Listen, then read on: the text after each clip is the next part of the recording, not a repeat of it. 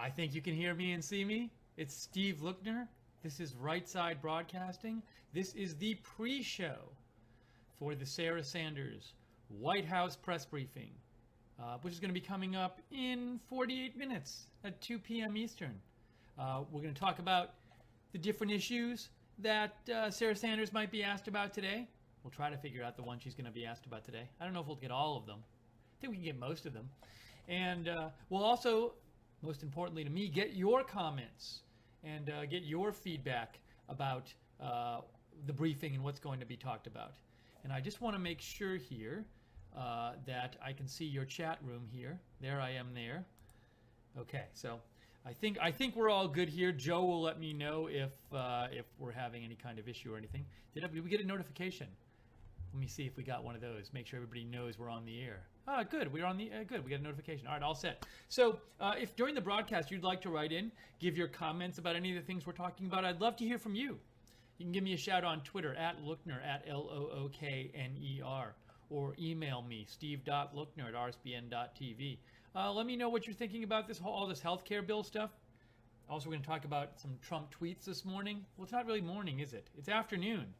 If I was on the West Coast, it would be morning. And so we'll talk about that stuff, and would love to hear what you think.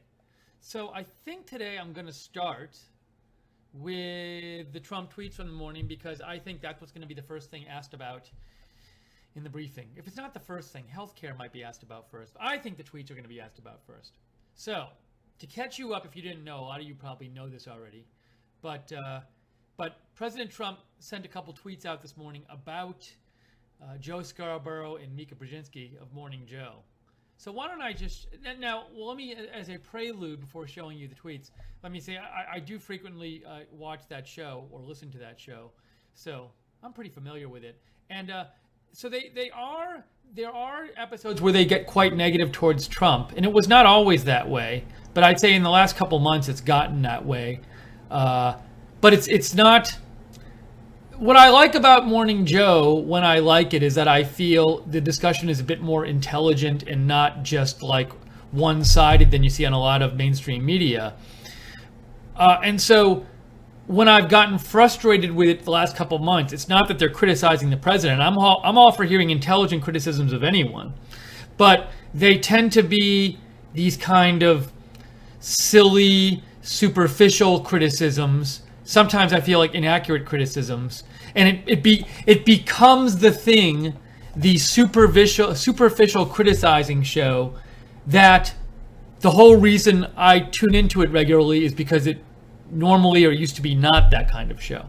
So that's what frustrates me about it. So anyways, I'm assuming the president, when he sent out these tweets, is reacting to the kind of thing, to me, that's been seen a lot the last couple months on the show, where they're giving these kind of mocking criticisms of the president that don't, they seem a bit, they're not really balanced, and they don't even seem to involve like intelligent discussion. So, and this is a show that I watch all the time, and I don't watch many shows, but I feel like in the past they've had tons of intelligent discussion, and sometimes they still do. So I'm a fan of the show, but I'm just giving you the perspective here of what he might be reacting to. Anyway, so. And I didn't see the whole show this morning. I saw some of it, but there's possibly something very specific in the show today that he was reacting to. But let's just take a quick look at what he tweeted out this morning. So there were two tweets, and again, these got a lot of press, and I assume they will be asked about a number of times in the press briefing, which is why we're just talking about them here on the pre-show. So the first one, there were two tweets, right, one after the other. Let's show you these tweets. Here's number one. The real Donald Trump says, "I heard poorly rated Morning Joe speaks badly of me. Don't watch anymore. Then how come low IQ crazy Mika along with Psycho Joe came ... Now let's go to the other one. Came to Mar-a-Lago 3 nights in a row around New Year's Eve and insisted on joining me. She was bleeding badly from a facelift. I said no." So there's been a bunch of strong reaction to this. A number of people have said they thought it was inappropriate for the president to be calling out Mika Brzezinski for bleeding badly from a facelift. And also I mean, there's the, oh, sorry, let me go back to the first one. There's the low IQ comment, and then there's Psycho Joe. Now, so there's this general thing where some people say the president shouldn't be just tweeting these personal attacks like this on his Twitter. Some people say that. Then there's this other criticism I've seen, which suggests this is like an anti-woman tweet, or these anti-women tweets. I guess maybe because it talks about the bleeding badly from a facelift. Now, personally, I think I'm not so buying the anti-woman thing, because I feel like if you look at President Trump's tweets, he has attacked men as well as women, and like Lion Ted, Little Marco, there's lots of different ways he's attacked men. So I feel like, and he just takes a thing about the person and specifically and attacks that part about the person. So I don't necessarily see what he said about Mika here as being like anti-woman. I think it might be like anti-Mika, but he also attacks men too. Anyways, I'm just giving you a summary of some of the reaction that's been out there to these tweets. And what was I going to say? And I'm doing this because I am pretty darn sure there's going to be several questions about this in the press briefing, probably right at the start of the briefing. So I want to just get this out there that's going to be asked about. I'd like to hear your feedback, though. Maybe you maybe disapprove, maybe you approve, maybe you don't have strong feelings about it either way. What do you think about this? So if you want to, give me a shout. Let me know. They're the tweets right there. Give me a shout on Twitter. Let me know, or email me. On Twitter, I'm at Lookner, at Lookner. Or you can email me, steve.lookner@rsbn.tv. Let me see if we have any messages yet, because if we do, I'll read them. Okay. Cyrus Leone writes in, on July 20th, 2001, Joe's aide died after hitting her head on a desk while alone with him in Scarborough's Fort Walton Beach, Florida office. I know nothing about that. That's the first time I've heard of that. I'm not saying you're wrong. That's the first I've heard of it. You also say, Cyrus, also, bleeding morning Mika chose to get a facelift and then chose to everyday disrespect the president. She gets what she gets. So that is from Cyrus Leone. Thanks for the message, Cyrus.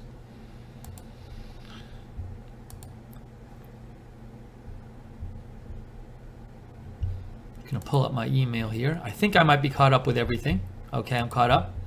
So that's, it's now there's another view I want to raise. I talked about some of the criticisms people have made of the tweets, and there's another view I could see some people saying, which is like, that's why they like President Trump.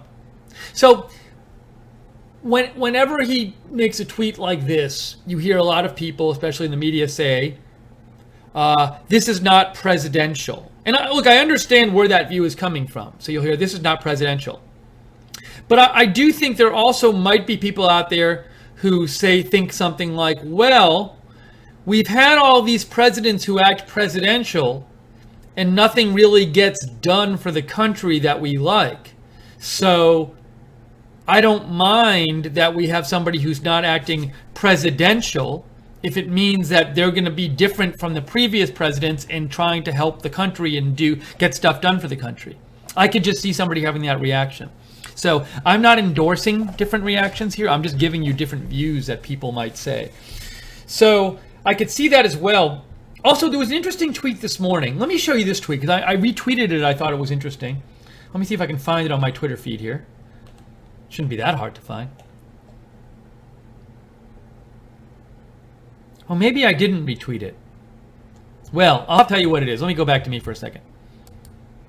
So this tweet, I retweeted this. I thought I retweeted and didn't tweet. Said something like, somebody had written something like, remember, this is the guy, this man talked in a presidential debate about the size of his you-know-what, and then he won the election. And I think the general message of this tweet was, lots of people out there, especially in the media, might say, I can't believe President Trump is tweeting these things. How unpresidential and terrible. But don't forget that there might be a sizable segment of the American population that likes that he's tweeting this. Maybe this segment of the population says, I don't like that the press is constantly attacking President Trump, and I like that he fights back. He's a fighter and he won't just take it. So, I'd be wary of reading too into any one view about this is what America thinks about these tweets. I think there's a lot of different reaction out there.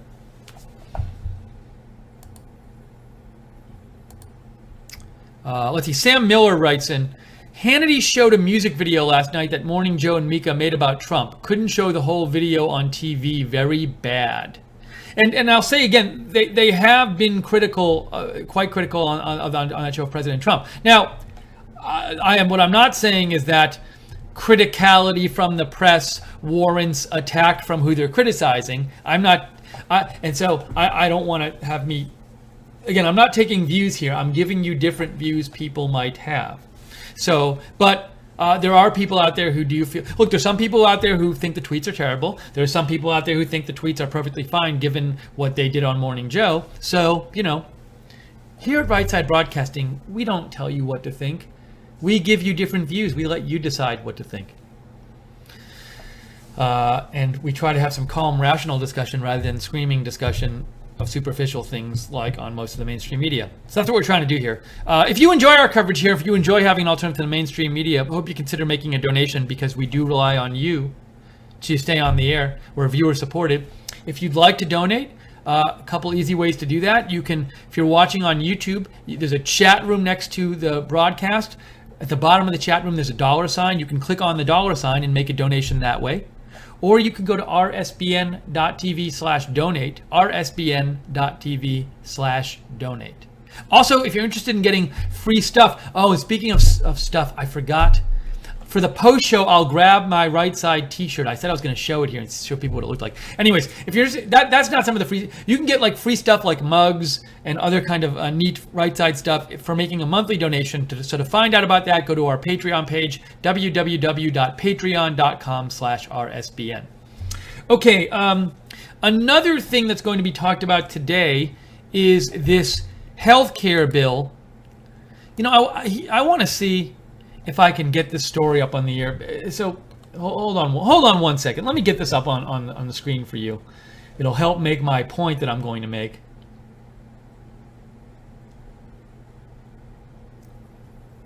Let's see. I know it's here. It's just not on the front page. Let me find it. I'm going to be so happy if I can't find it. So what I'm looking for is I'm looking for a story.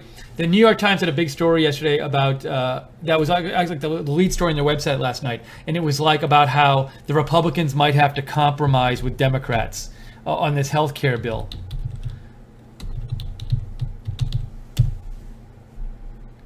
Sorry, if I realized I was going to talk about it, I would have had it up on the screen. Let me do one more quick search. Compromise Democrats healthcare.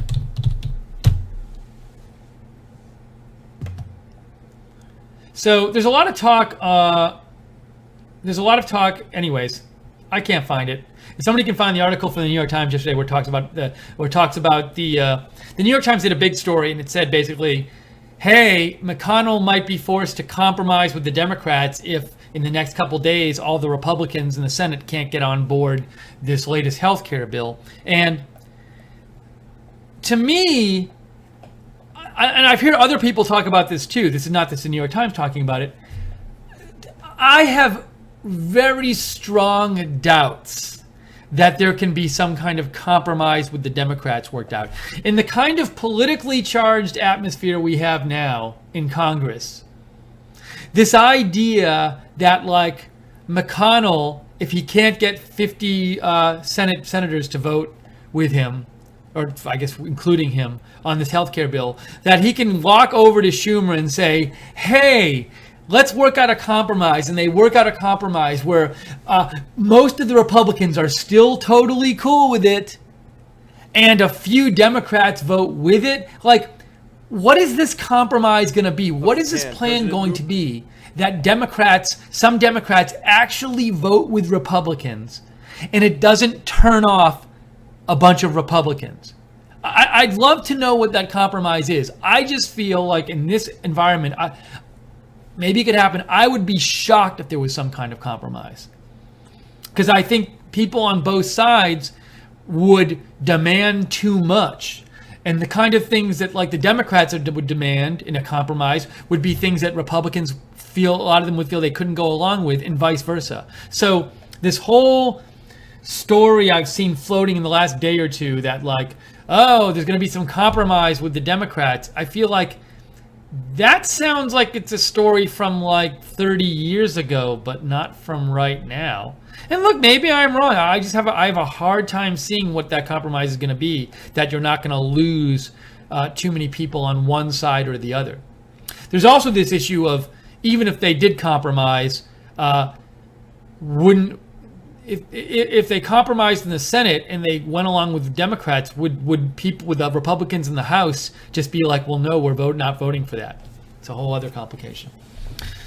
So that's, but I do think you will see Sarah Sanders ask today, you know, hey, how's the bill going? Hey, is the president open to some kind of compromise with the Democratic senators on this if the Republicans can't agree? That kind of thing. Let's see. Roxanne Harrington said, hi, Steve, the tweets don't bother me. So Roxanne's talking about the tweets about Joe and Mika from the president. Hi, Steve, the tweets don't bother me. I'd rather have a person who stays true to him while still having our best interests at heart. And, you know, Roxanne makes an interesting point. Now, she says she doesn't bother me. She wants somebody to stay true to themselves. And I also think there might be people out there with a slightly different but similar view to Roxanne who say, you know, personally, I don't like those specific tweets and I don't like the attack tweets, but I do like that he's somebody who's real. He says what he thinks.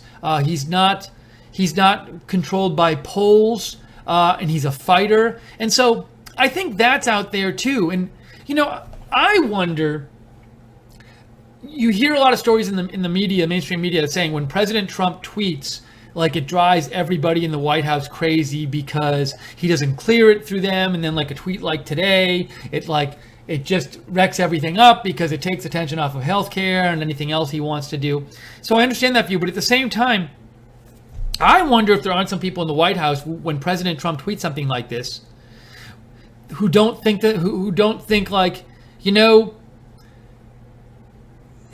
regardless of what the specific tweet says, the fact that he does something like this feels authentic to a lot of people, and it feels like he's a fighter to a lot of people, and it feels different for a politician to be doing this, and maybe they don't mind. So I wouldn't just assume that when President Trump sent out these two tweets this morning, like everybody else in the White House is like, oh, I can't believe he sent this. This is awful. What a disaster. I think there's some people there who think it might be a good thing, and think that a lot of Americans might like this, you know. And I should actually say, I have a tweet that made me remember a tweet I wanted to show you. Well, I didn't want to show it to you until I thought about it right now. But let me see if I can find this right here. I know who sent it out.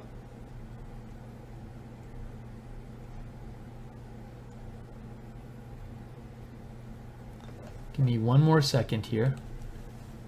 I'm doing a little detective work and seeing if I can figure out which account it was from. Is it from this one?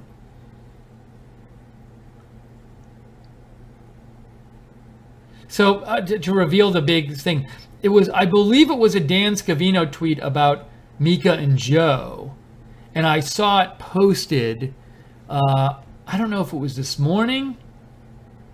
Here it is. I found it, so I can show it to you. This is from Dan Scavino's personal account. And Dan Scavino works in the White House. I'll give you his official title. Director of Social Media. Also someone who's very helpful to Right Side Broadcasting. I should give full disclosure, somebody very helpful to Right Side Broadcasting during the campaign when we were covering the rallies and stuff. But he tweeted out this morning, dumb as a rock, Mika and lover jealous Joe are lost, confused, and saddened since at POTUS real Donald Trump stopped returning their calls. Unhinged. Now, Dan Scavino is somebody who works in the White House. He's the director of social media. So, given this tweet, I don't think Dan Scavino Jr. is that unhappy when he sees President Trump's tweets about Joe and Mika this morning. I wouldn't assume that he just sees President Trump's tweets and is like, oh my gosh, what a disaster, because he tweeted this. And when did this, I'm interested, when did this tweet, I'm interested when, sorry, this was at 7:19 a.m. Was this around the time that President Trump tweeted? I think it's around the same time. I'll get you the exact time in a second. So President Trump's tweets about Mika and Joe came out at 7:52 a.m. So unless there's some kind of hour difference on my clock, because I have two computers here, I believe they're on the same time, then that would suggest that Scavino he tweeted this made a tweet about Joe and Mika before President Trump even did. So my point here is just I don't think it's necessarily true that when President Trump tweets out like the tweets he did this morning about Joe and Mika, that everyone in the White House is like, what a disaster. Now you can agree or disagree with whether they should think that, but I've seen these stories about how people in the White House are just all like hate that the president tweets like this, but I don't necessarily think that's true. All right, let me go back here. Hey, I'm back. Okay, so this is Right Side Broadcasting. This is the pre-show for the Sarah Sanders press briefing. It's going to come on in 26 minutes. We'll have it here for you live. Then we'll have a post-show after. You can join us after for the post-show. So we've talked about how the two topics we've brought up for discussion, which I think will be the first two things asked about, are the president's tweets about Mika and Joe, and also the health care bill, what's going on with that. Now, also, Sarah Sanders was, I think, on Fox News this morning. I saw a story that she was on Fox News and she talked about, I didn't see the interview, and she talked about this a bit, about the Twitter stuff. And I think she said something like, well, President Trump is a fighter and he's fighting back against people who attack him. But I don't have the exact, I didn't see the interview. I read some accounts of it. Anyways, but I'm sure she'll be asked more about this. So, but this is the pre-show. We're talking about different things that Sarah Sanders is going to be asked about. And we'd love to hear from you. We've been reading your comments as well. My favorite part of the pre-show is when we hear from you. So if you have comments about any of these, the things we've been talking about, or anything else that Sarah Sanders might be asked about today, anything else big in the news, give me a shout. On Twitter, I'm at Lookner, at Lookner, or email me, steve.lookner@rsbn.tv. Thank you to the moderators on both YouTube and the website for moderating the chats today. Much appreciated. Hello also to everybody on Facebook who's watching. If you're watching on Facebook, feel free to share our video. We like when you do that. That gets the word out about Right Side Broadcasting. If you're watching on YouTube, feel free to like our video. And also, don't forget, if you want to hear about all the Right Side videos, subscribe to us on YouTube and hit the notifications bell. And also like and follow us on Facebook. We love when you do those things. It helps us so much. And then it helps us tell you about our videos, so more of you can know when we're coming up with, like, when we have a video coming out or we do a breaking news video or something. I have another message here I want to get to.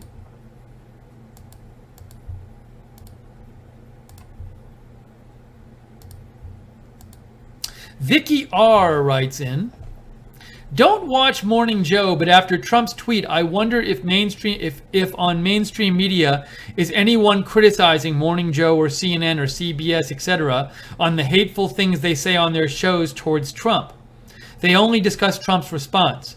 I think that the anchors and the pundits have a responsibility to quit, judging our president without proof. They never discuss that angle, or do they?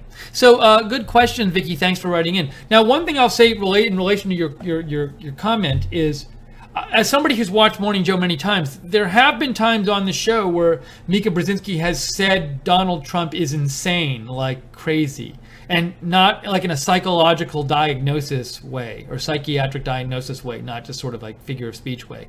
So. Now, I have no information on this. I'm not a doctor, so I can't pretend to donate. But there are some people out there, and I've seen some people on Twitter respond to this and say they don't think she should be doing that. So, Vicky, what Vicky says is she has a problem with the way a bunch of the media is attacking Donald Trump and the way they do it. So, thank you, Vicky, for writing in. And again, I'm taking no view on all this. I'm just giving you different views people might have on the situation. Andrew Sova says, Donald Trump has had an impressive couple of weeks. Fake news is unraveling. P.S. Nice shirt and tie. Thank you, Andrew. I think I've worn this once before, but as I mentioned on the last broadcast, we got some complaints that there were never any solid colors, so trying some solid color shirts. Thank you. Carlos at Men's Warehouse deserves a thank you for this color combination.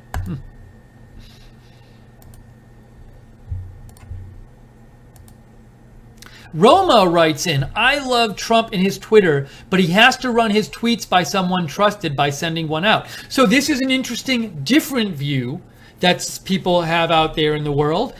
So Roma is someone who does love President Trump, says, I love President Trump and his Twitter. So Roma loves President Trump's Twitter. So there are people out there who love Trump and think and love the way he tweets, but they just think once in a while or sometimes his tweets don't help him. And that's why he says he has to run his tweets by someone trusted before sending one out. Now, I don't know if he does that. There are different views on this. Part of me thinks he just tweets what he wants. But it's also possible that he runs his tweets by one or two people he's close to. And they really, like, unless he tweets out like something like the worst thing ever, they're not going to stop it. Or maybe they check for like spelling and stuff. So I feel like one of those two things is the case. I don't know which. But Roma, it sounds like you think you would like there to be a bit more of an oversight process or an advisory process for people. Now, Roma, another possibility is that President Trump, he takes his tweets, he writes it up, he shows it to a bunch of people. He does get their feedback, but then ultimately he makes the ultimate decision. So there are a number of things that could be going on. But what your general idea of what you're saying is you love Trump, you love his Twitter, but you do once in a while at least think the tweets are counterproductive for him. And I've heard this view from people too, from Trump supporters. So a lot of different views about this out there. Thank you, Roma, for writing in. Victoria writes in, aggression begets aggression. I like a president who is honest and fights back. Would not have it any other way. So Victoria is someone who likes that the president is fighting back. I Stand With Trump sent me a video, a Liz Wheeler video. I'll have to watch that later. Thank you, I Stand With Trump. Rag Daily sent me a link to the Joe Scarborough video. Let's see if I can play this. Hold on a second. I'm going to see if I can play this. System video on. If the sound somehow gets messed up, someone please let me know. So, Rag Daily sent me this. Let me get this up on my screen right now.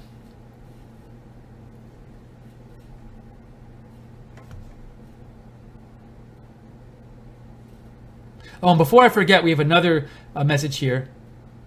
Oh, sorry, that was something different. Okay, Rag Daily.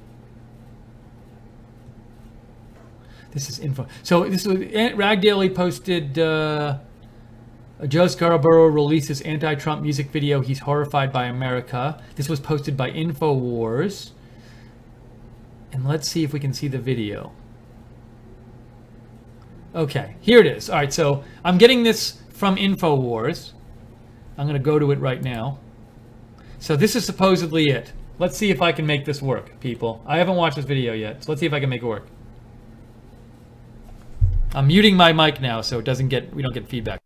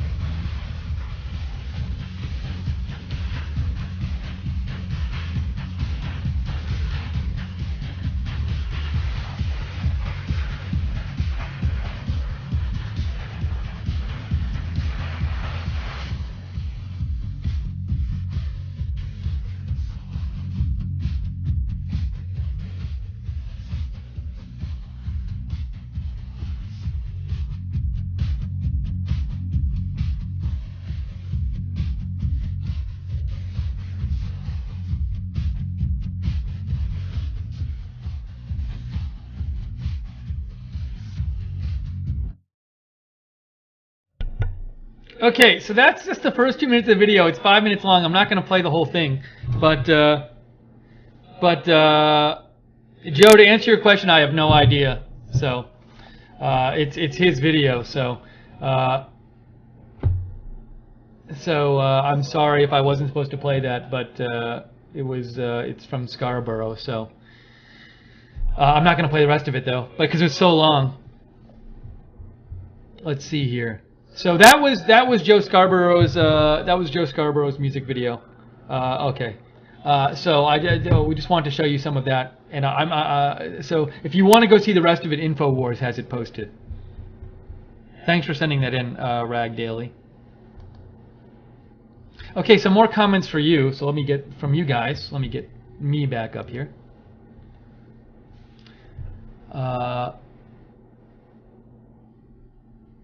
Oh, and Roma sent me a video and says, oh, sorry, PC Stops Here, first of all, said, President Trump's tweets float like a butterfly and sting like a bee. That's from the PC Stops Here. Roy Blevin says, thank you for the broadcast, Steve. You always do good work. There was another channel called Golden State Times. Now that's a channel that I don't really want to talk about them on the air, but we're aware of them. There's a guy who comes on air and just said that he has the only true feed on YouTube and pays for it, and while everyone else in that goofy guy at Right Side steals the White House feed. Oh, he says that about us. All right, just thought you should know. I'm a loyal viewer, hoping to see Margaret back soon. Thanks, Roy. So all I'll say about that is that we know Joe, you can tell. I can say something, Joe, about it or not say something about it. So I know Joe's helping produce today, but Joe, if you have any comment on Golden State Times guy, text it to me and I'll read your comment on the air. I'll let you deal with that, Joe. Thanks for writing in, though, Roy. Cyrus Leone says, Steve, people have to realize President Trump's tweets are not emotional, they are strategic. Joe's comment, Joe Seal, CEO of Right Side, his comment about what Golden State Times guy says is, because Golden State Times guy, I guess today said on his channel that we steal our feed and they buy all their feeds. And Joe's one comment is, his only comment is, it isn't true, obviously. That's from Joe Seals. Okay, someone sent me, Roma sent me, he or she said this is the clip maybe that President Trump was mad about from today on Morning Joe. So let me get to Roma's video. Here it is. Oh, I saw this clip. So this is a clip where Mika, well, I think she mocks Morning Joe's. If it's the same clip I saw, she makes fun of, well, it might be different, but she supposedly is making fun of, this might be different. She makes fun of the fake Time magazine cover that reportedly was up at some of President Trump's properties of President Trump on Time magazine on the cover. Okay, so I'm going to play this for you, this video here. So hold on one second.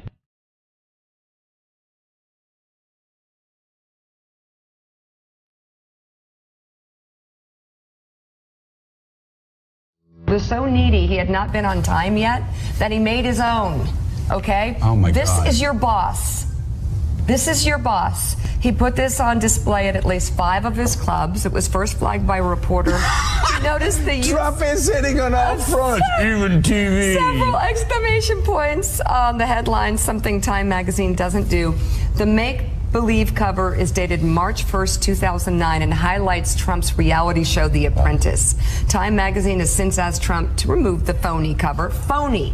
A phony, fake, pathetic, made-up cover of Time magazine. That's your boss. In an email to the Post, the White House couldn't comment on whether the president knew it wasn't a real cover. You should do some covers of yourself. You could just make them up. No, I wouldn't do that. Like and by the way, Willie, I don't have to, because as you know, GQ, how many times have they had me on their cover? Well, look at you. There it is. Amazing. And Roll Tide. that is this month's GQ, and I've got to say, sweater, it's just hot. I wouldn't go Our man of the year. I wouldn't go hanging that. Oh, Missified up the charge. How great. He's already made America great again, Willie, but you know what? I wouldn't go putting that up like in my clubs or on my TV show. That would be needy. No. I was surprised to see GQ put Roll Tide up on the rough. I know. that was from Morning Joe this morning.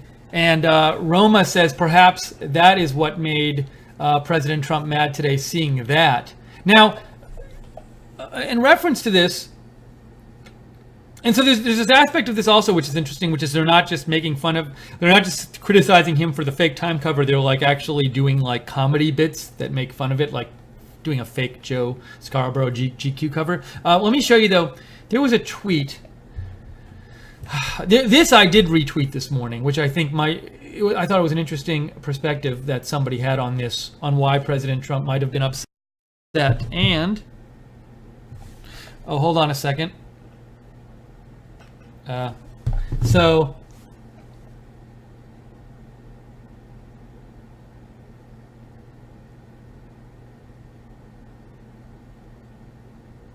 here it is. This is from Jennifer Jacobs. So Jennifer Jacobs, who I follow, she's a nice, I think a good neutral source of news she's from Bloomberg. She says, starting at the bottom there, the first of these tweets, Trump insider tells me the media still doesn't understand Trump. Granted, the facelift tweet was unpresidential, but Trump considered Joe a true friend, helped him during some delicate times. And that's the lens Trump uses to view Joe now, as Morning Joe criticizes him. And I do know Trump and Joe and Miko are, or at least were, very, very close. They talked all the time on the phone and in person during the campaign, after the election, during the transition. So they're very, very close. They talked all the time. Even not like just like 6 months before the election, but like all throughout the whole campaign process and during the transition, they did meet and they did talk. So, perhaps there's some kind of thing going on, like this person, Jennifer Jacobs quote says, where it upsets President Trump that this past very close friend of his is mocking him in the way he did in that video we saw, or otherwise on his show. So that could play into this too. So we have about 10 minutes till the press briefing is going to start. We will bring that press briefing to you. We'll be back here after for the post show, so stick around for the post show. Also, at 3:15 Eastern today, President Trump is supposed to make remarks on energy. We will have those for you live at Right Side Broadcasting. We won't be doing a pre and post show for that. We'll just have the remarks for that. But please tune in. If you'd like to write in before the briefing starts with more comments, we've been reading your comments here. Thank you. On the Joe and Mika situation, the tweets, the videos, all that stuff, or the health bill, or anything else that Sarah Sanders might be asked about today, give me a shout on Twitter at Lookner, at Lookner. Feel free to follow me on Twitter too. I post a lot of breaking news stuff about the kind of stuff we've been talking about today and other breaking news. Follow Right Side Broadcasting too at RSB Network. Or you can email me, steve.lookner@rsbn.tv. And let me just also say again, thank you to the moderators in the chat room today. And mind you, we are viewer supported. The reason we can bring you an alternative to the mainstream media like this and cover all the press briefings and cover all the big news that comes up and have calm, rational discussion. Calm, rational, open discussion without an agenda. The reason we can do that is you let us do that when you donate to us. And we can't stay on the air without donations. It's expensive to run a network like this and have it be on the air all the time. So if you can donate, we'd really appreciate it. You can go to the chat room. On YouTube, at the bottom of the chat room, there's a $sign right next to the broadcast. There's a $sign at the bottom of the chat room. You can click on that, or email us, or you can go to rsbn.tv/donate, rsbn.tv/donate to donate. I'm going to look and see if there are more comments. Ryan Bardwell says, Steve, if President Trump never tweeted again, the press and the lefters would bash him for that. LOL, thanks for all you do, Steve. You're welcome, Ryan. Thanks for writing in. Full Armor writes, I don't listen to Morning Joe and did not appreciate having to listen to them, although I know why you played it. Yeah, so it's I'm sure there are some of you out there, if you're fans of President Trump and you don't like, and you there are some of you out there who might not have wanted to watch that, but it's relevant, and I thought it was relevant to the story we're talking about today, and so that's why I played it. Sent in by a nice viewer who sent that in, so I thought it was worth seeing it. And even if you didn't like it, now you understand the story a little better, especially if you haven't seen Morning Joe. You might not have known what President Trump might be upset about. Now, I'm not saying that's necessarily what he's upset about, but it might be. Miss Sherry writes in, 1/3 of these tweets aren't a bother. Sorry, 1 of 3. You're right, 1 of 3. This might be 3 messages. So I'll wait, Miss Sherry, to read the rest of your messages because I don't want to read the first one and then not read them all in context. So I'll wait for you. Check my email here. Jeff Brett Schneider writes in, hey, Steve, ideally President Trump's tweets should float like a butterfly and sting like a bee. Now, hold on a second. I feel like 2 different people have written in this quote, and it's a Muhammad Ali quote. So are you saying, I don't know, is the fact that 2 different people have referred to this quote referring to something? I'm not sure. Feel free to clarify.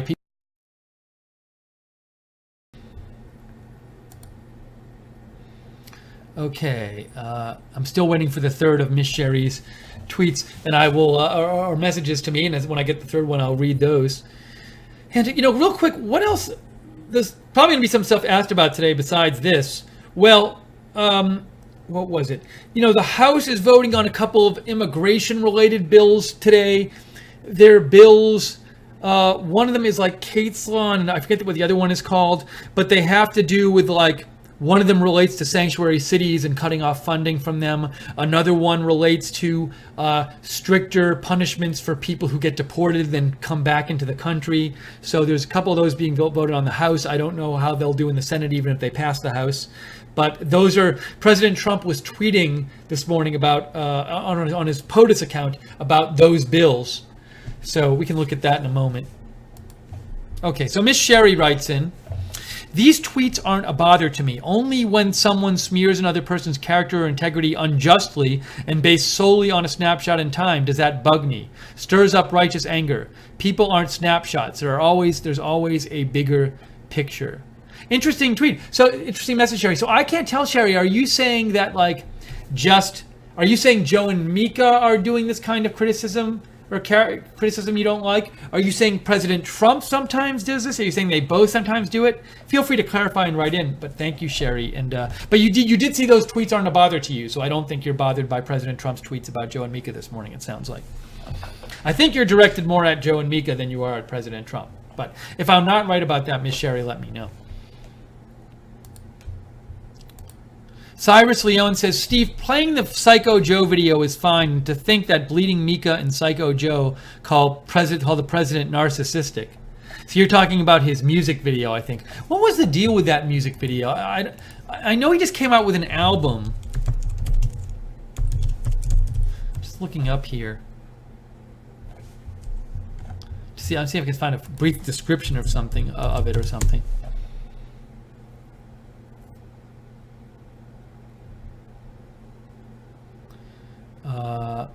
Somebody wrote me in. Let me check the person who wrote me in about that video, if I can find it.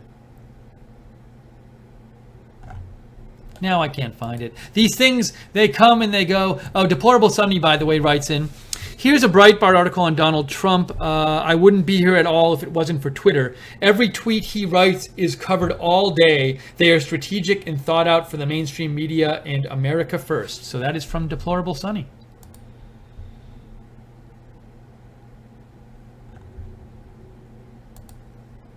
I want to show you real quick. Actually, I was going to look. Let me take one more second and see if I can find. Somebody sent me. I think it was Roma who sent me that music video. I can't remember when the person sent me the music video, the Joe Scarborough music video. There was an article from InfoWars about it, and I was going to real quick check what if that article gave more information on the video, and I can't find the message anymore. It's not a big deal. I also want to show you real quick President Trump's tweets about the immigration stuff this morning, because that very well could be asked about in the press briefing, which is going to start, in about 3 minutes now. Here we go. Look, folks. I wasn't making this up. So President Trump says, today the House votes on No Sanctuary for Criminals Act and Kate's Law. Pass these bills and let's make America safe again. So President Trump tweeted that out this morning. He also tweeted out this. No Sanctuary for Criminals Act, Kate's Law, Save American Lives. He also tweeted out this. This is all this morning. Attorney General Sessions, Congress must pass Kate's Law and make America safer. And even last night, President Trump tweeted out, he retweeted Dan Scavino, who tweeted out, "No sanctuary for criminals at Kate's Law, save American lives." So that is something that President Trump has been pushing, and that's very well something. I think Sarah Sanders will talk about it. Maybe there'll be questions about it in the briefing. We'll see. We'll see what happens. What else do you think will be talked about in the briefing today? Give me a shout before it starts. Feel free to write to me during the briefing, and I'll read your comments on the air afterwards. If you have thoughts about what's going on during the briefing, you can reach out to me on Twitter @Lookner or email me steve.lookner@rsbn.tv.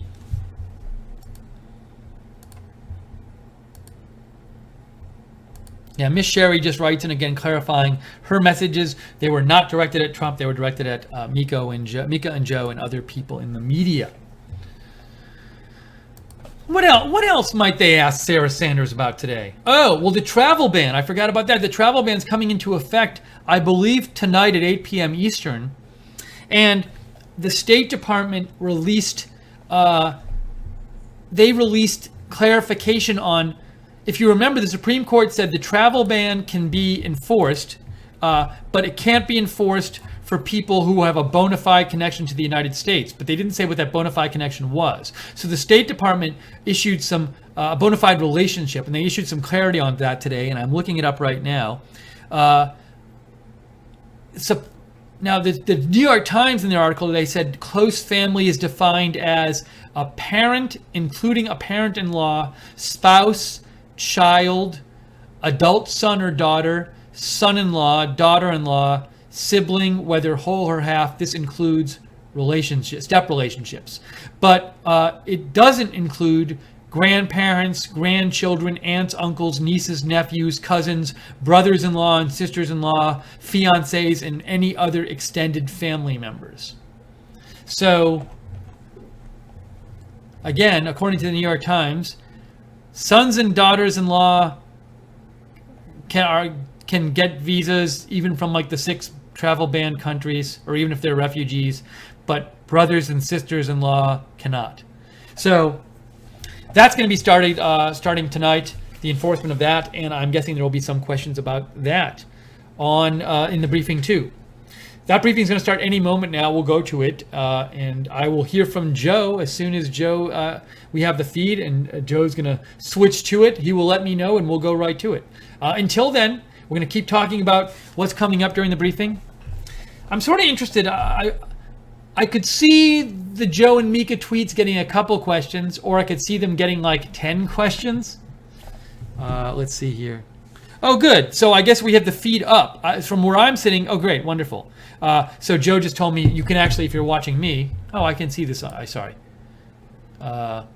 You have the feed. It's not up yet. Oh, there we go. It's up. Okay, it is up. So Joe, do you want to do some kind of like, have me keep talking, or do a split screen, or how should we do this, Joe? I'm seeing the feed on our YouTube broadcast. So people watching our YouTube broadcast, you are now seeing the live feed from the room. Great. And I see, who's that? John Harwood and Kristen Welker. There we go. So yeah, so Joe's going to do something where he goes back and forth or does a split screen or something. But as soon as the actual briefing starts, we will go to it. Okay, so Joe's going to switch back and forth, and he's going to try to get a split screen up for you of the briefing room, but we will go to it right when it starts. Ryan Bardwell wrote me and says, oh, the Associated Press reported that I'll show you what he showed me. Hold on a second, I'll get it up here. Why don't I just show you rather than read it to you? It's always easier. If I can get it up on the screen. There it is. Thanks, Ryan, for sending this in. The White House says President Trump will meet with Russian President Vladimir Putin at the G20 summit next week. That's big news. Hey, I'm going to retweet that.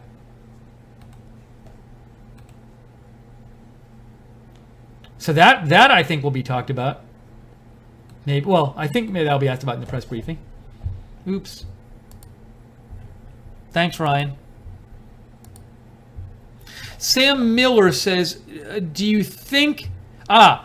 Sam, you're right. Another story that will be asked about today is this whole Iraq thing. So, as Sam points out, let me show you that.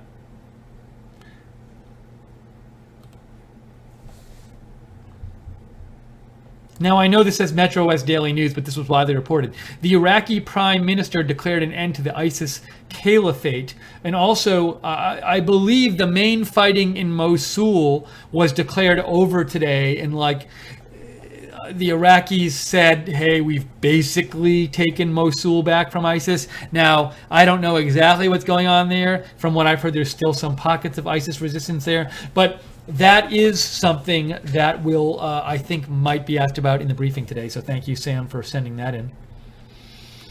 I forgot to mention that story. Oops, what am I doing here? Let's go back to me. And someone else sent a message in. Andrew Sova writes, this news I read is pretty gruesome, but have you heard about this? The Islamic State jihadis cooked a starving sex slave's baby boy, then fed him to his unsuspecting mother. So I haven't heard this, Andrew, but also there's no link. I have no idea where you're getting this story, Andrew. So did you just hear a rumor, or did you read a news story? Feel free to send me a link. I know nothing about this. Any moment now, we will be going to this briefing. Well, any moment now, if she comes in at any moment. So we are keeping an eye on the feed. As soon as it starts, we'll bring it right to you. We'll be back here for the pre-show after, and post-show afterwards. Oh, we're going to the briefing right now. Enjoy the briefing. I'll see you afterwards for the post-show.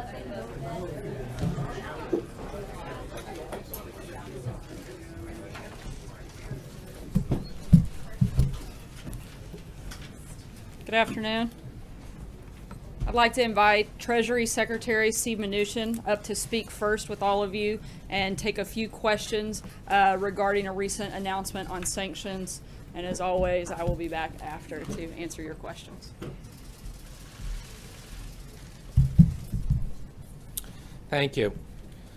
Today, the Trump administration is continuing its efforts against the government of North Korea. Despite multiple UN Security Council resolutions imposing international sanctions, the government of North Korea continues its nuclear and ballistic missile programs. Today, Treasury's Financial Crimes Enforcement Network has found the Bank of Dandong to be a foreign financial institution of primary money laundering concern under Section 311 of the USA Patriot Act. This bank has served as a gateway for North Korea to access the U.S. and international financial systems, facilitating millions of dollars of transactions for companies involved in North Korea's nuclear and ballistic missile programs. The United States will not stand for such action. This will require U.S. banks to ensure that the Bank of Dandong does not access the U.S. financial system directly or indirectly through other foreign banks. This action reaffirms the Treasury Department's commitment to ensure that North Korea is cut off from the U.S. financial system. In addition, the Department of Treasury's Office of Foreign Asset Control has sanctioned 2 individuals and 1 entity for their continued support of North Korea's activities. While today's actions are directed at Chinese individuals and entities, we look forward to continuing working closely with the government of China to stop illicit financing involving North Korea. We are in no way targeting China with these actions. We will be meeting with China and other countries at the G20 next week to further our efforts to cut off North Korea's illicit activities. North Korea's provocative, destabilizing, and inhumane behavior will not be tolerated. We are committed to targeting North Korea's external enablers and maximizing economic pressure on the regime until it ceases its nuclear and ballistic missile programs. And with that, I'd be happy to answer any questions. Thank you very much, North Korea. Recently, the congressman introduced about the North Korea travel ban. do Treasury Department have any guideline for the North Korean Travel Ban Act? I have no comments on that today, although I will say we will continue to look at a range of options as we are very serious about them stopping their activity. Quantify the financial activity that you're trying to stop today and the access, direct and indirect, this particular bank had to the U.S. financial markets. Well, this is very significant since this is the first bank that we've cut off under this, and that we will continue to look at these actions and continue to roll out sanctions. As I said, in this case, it's millions of dollars, but we are committed to cutting off all illegal funds going to North Korea. Explain how it works. You explain how it works, Mr. Secretary. Yes, so when we put sanctions, What they're doing now and what you're trying to stop. this bank will not be able to access the U.S. financial system either directly or indirectly, so it's a very significant action. Secretary, you made clear that this was not a punishment against China, but obviously the White House wants to be putting pressure on Beijing to take action against North Korea. Are you satisfied that China will see it that way, and with what China is doing currently against North Korea? Well, I think, as you know, President Trump and President Xi have had very productive conversations about North Korea, and we appreciate their work and hope they will continue to work with us. Notwithstanding that, we are taking these actions to show the seriousness in which we are going to deal with this. In the back. Thank you, Mr. Secretary. Can you talk more about the link between this specific bank and the government of North Korea? We're trying to get a better picture of what exactly they were funding in North Korea. Yeah, I'm not going to go into the specifics of that because it does involve certain intelligence, but again, I can tell you we have very specific intelligence, and again, we will follow the money and cut off the money. Mr. Secretary, would you be able to explain to us, I know you did the research, the actual economic impact this is going to have on the North Koreans and how that economic impact negatively may cause them a change in their position? Well, I think, as you know, in Iran, the sanctions were very effective, and that's what's brought Iran to the table. And we will continue to work with our allies, and we will continue to speak to people at the G20. We are firmly committed to work with other nations to cut off illicit financing. Mr. Secretary, was China given a heads up in any way about the action that you're announcing today? And you used a term that in your statement. Is China an enabler as it relates to North Korea? Again, I'm not going to comment specifically on our behind-the-scenes conversations. We've obviously had very productive conversations with them. Again, as I said, this is not directed at China. This is directed at a bank as well as individuals and entities in China.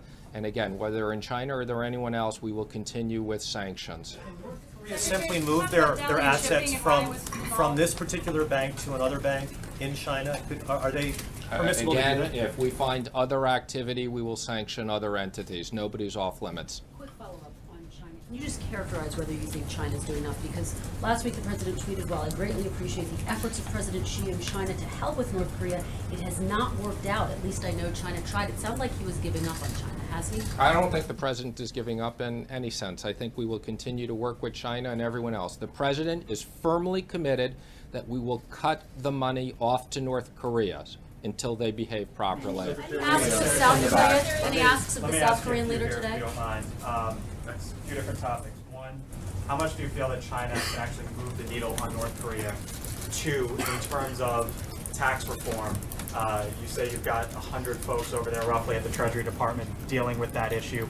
Are there any contingency plans in place in case health care doesn't get done? And thirdly, Janet Yellen, how much is the administration seriously considering her to remain on as Fed chair? Well, that's an awful lot of questions. So let me work backwards. Again, no decisions have been made in regards to the Fed chair. Gary Cohn and I will at some point make recommendations to the president, but no decisions have been made on that. In regards to tax reform, I think, as you've heard Gary and I say, we are very committed to get tax reform done this year. It is one of the president's top priorities for economic growth. I think the people of America understand that we need economic growth, and we're committed to doing that. I expect that health care hopefully will get done, but regardless, we are committed to getting tax reform done. And you had so many questions, I forgot your first one. And how much, well, let me actually follow up with you on tax reform, if you don't mind. Paul Ryan had said today that things are on track. Why should the American public believe that things are actually on track with what we see what's going on with healthcare reform, and it seems like the timeline keeps getting pushed? Oh, well, why shouldn't the American public believe it? Of course they should believe it. We've said that. Speaker Ryan has said that. Chairman Hatch has said it. We are all 100% committed to getting tax reform done this year. Question on the sanctions, Secretary. In February, you received a letter from lawmakers suggesting the Treasury Department should consider sanctioning the Bank of China. My question to you is, have you reconsidered that idea? Do you think that idea is on the table? And then the second question I had is about the debt ceiling. My understanding is that the debt ceiling drop dead time for you all is October. Does that give Congress additional time in your mind, or would you still like them to act earlier? I haven't given any specifics in regards to the drop dead date. What I have said is that I hope that Congress acts before they leave.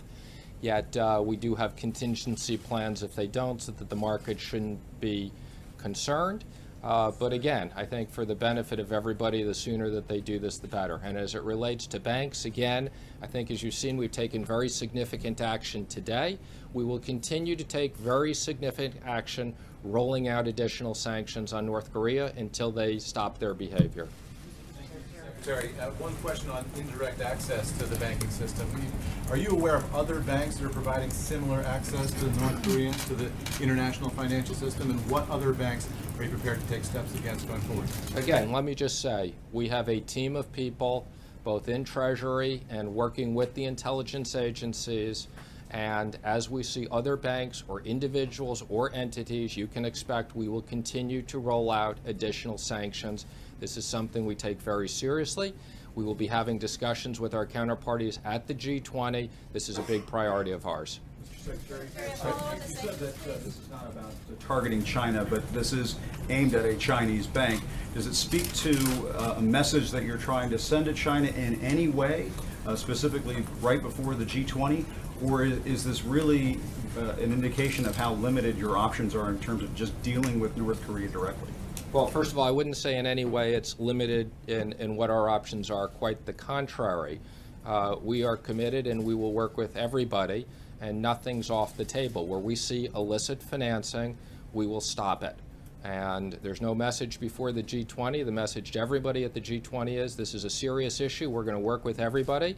But if there is illicit financing going on, we will cut it off from the U.S. financial system, which has significant impacts. Just to follow up, you're saying that in no way this is a message aimed at China. I specifically said in my comments this wasn't aimed at China. We continue to lurk.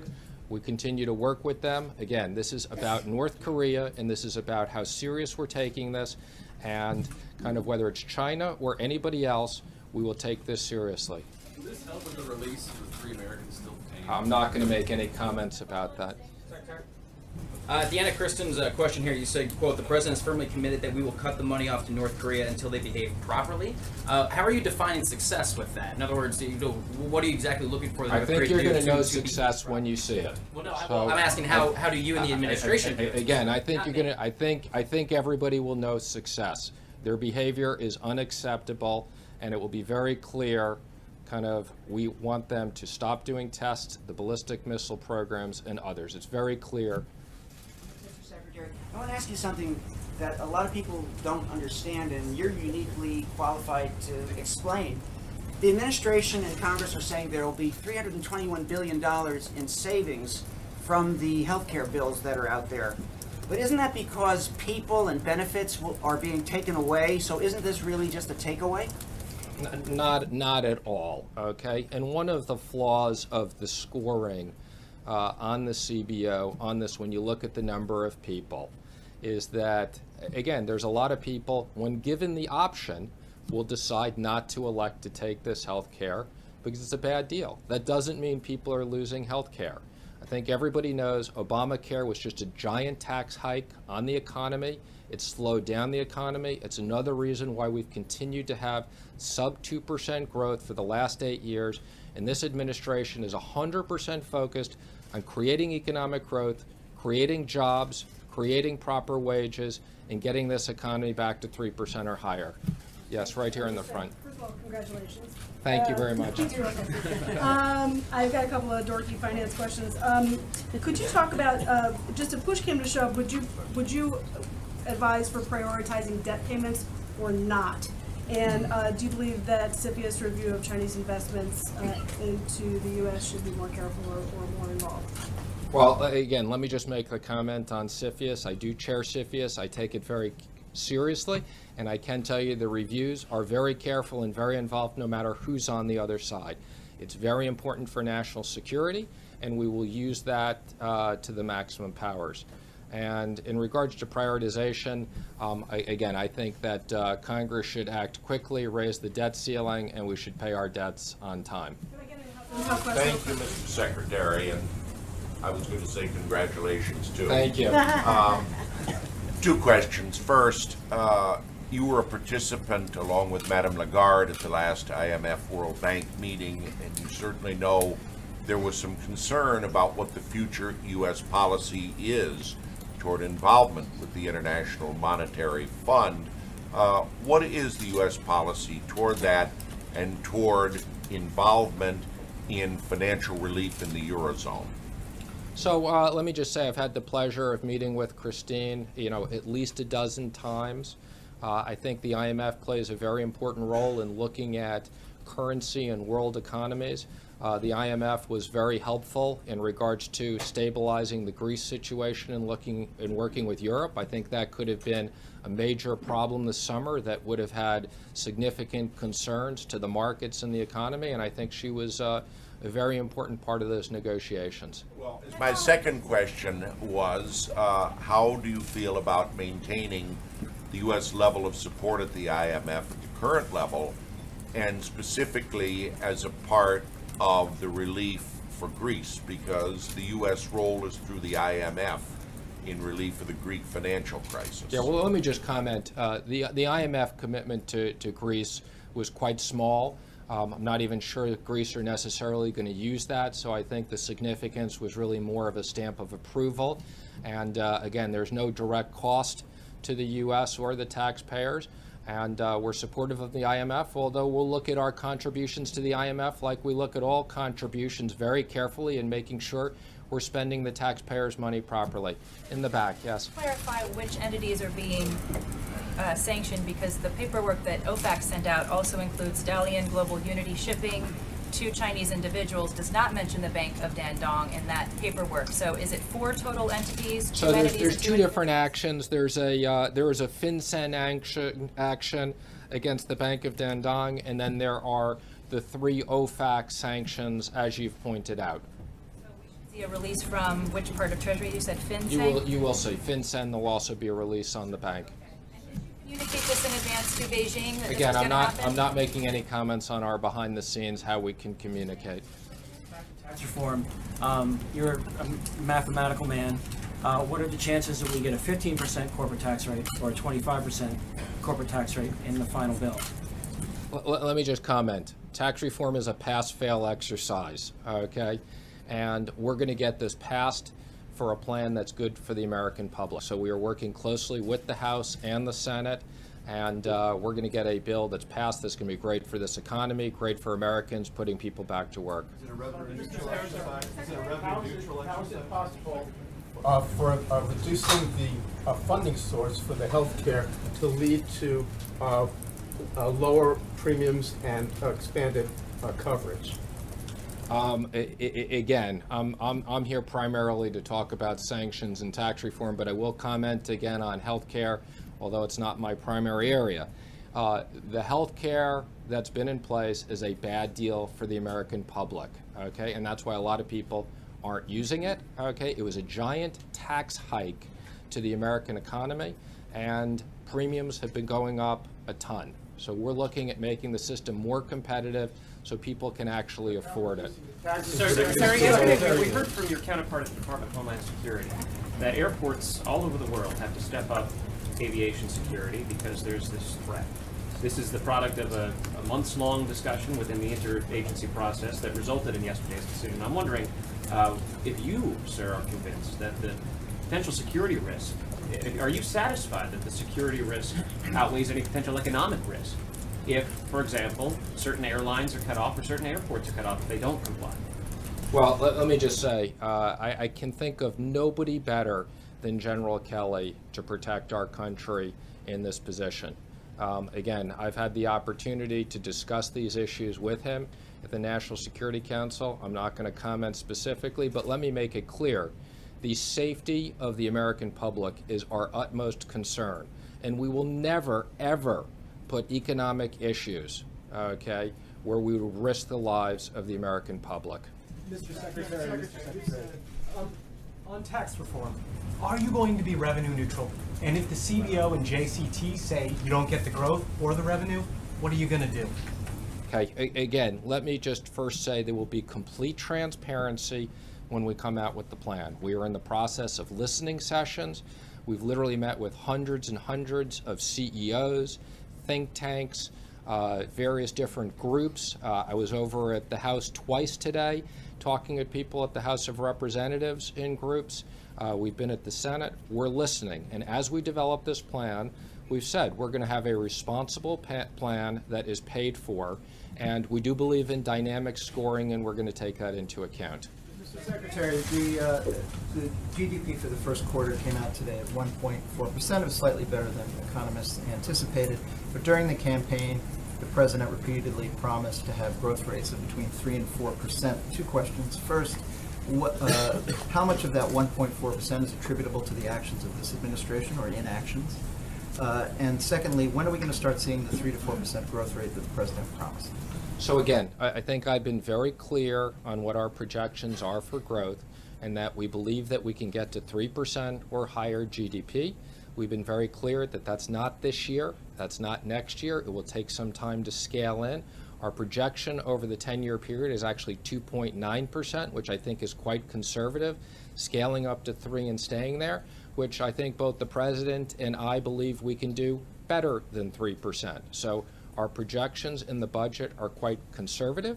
I think that to the extent we can get health care passed, to the extent we can get tax reform passed, to the extent we can roll back regulatory issues, which we're working on very carefully, both in financial and in energy and in other areas, we are very comfortable that we will hit these growth projections. I'm going to take 2 more questions, and then I'm going to have to turn it over to the superstar over here.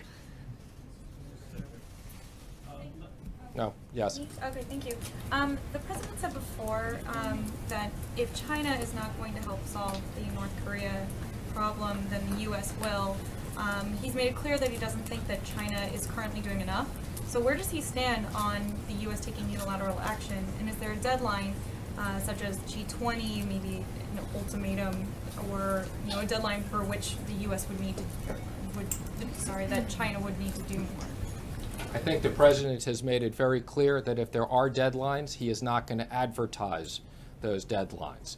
So I am not going to make any specific comments as to whether he has a deadline or if he has a deadline, when it is. That would make absolutely no sense. I can assure you we will have conversations with our G20 counterparts about this next week, and we've been having these conversations, and we will continue to do more on this. One more question. You're right here. There was a little bit of a legislative snafu, but it does appear that the House and Senate will pass sanctions legislation related to Russia, includes a broad range of sanctions. I don't think we've gotten a straight answer from the White House on whether the president would support that. Does the administration support that? Is Treasury prepared to implement those sanctions? Well, let me just be clear. Again, not only the sanctions that we have on North Korea today, we have sanctions on Iran already. We will continue to put more sanctions on Iran around their ballistic missile and other programs. You've seen we've used sanctions in other areas. We will continue to use these. So notwithstanding anything Congress passes, I can assure you this administration and the Treasury Department will use sanctions to the maximum amount available by law. We don't need Congress to tell us to put on more. We're going to do more whether they tell us or not. But anyway, we look Russia sanctions. We got plenty of those on as well. So again, thank you everybody. A pleasure to be here. Thank you.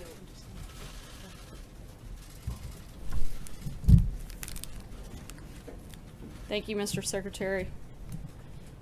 At the top of yesterday's briefing, you heard from Tom Homan and John Huber about how important the two immigration bills the House will be voting on today are in our efforts to secure the border and protect our communities. This morning, Secretary Kelly spoke about Kate's Law and the No Sanctuary for Criminals Act on the Hill, important legislation that is supported by 80% of Americans. Yesterday, the President heard the tragic stories of the innocent American lives that were ended by a violent individual who should never have been allowed into our country or our communities.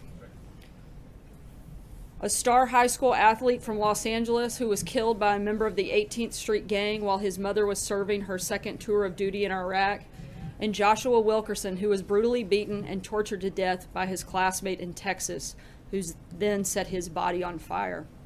Christy Pena, a 14-year-old girl who was raped and murdered by a man who had multiple warrants out for other crimes involving kidnapping and rape. 25 years later, he was finally located in his native Mexico, where he fled after murdering Christy in 1990.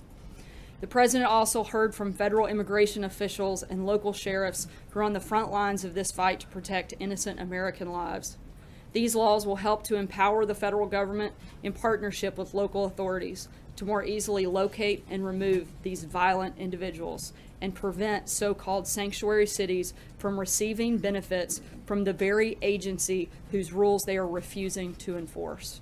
The President looks forward to seeing these common sense proposals pass the House today so we can be one step closer to helping fulfill his campaign promise to help stop these horrific crimes. Yesterday, we were disappointed to see that people living in 14 out of Nevada's 18 counties will be left without a single choice on the state's Obamacare exchanges, specifically citing difficulties due to a shrinking and deteriorating market.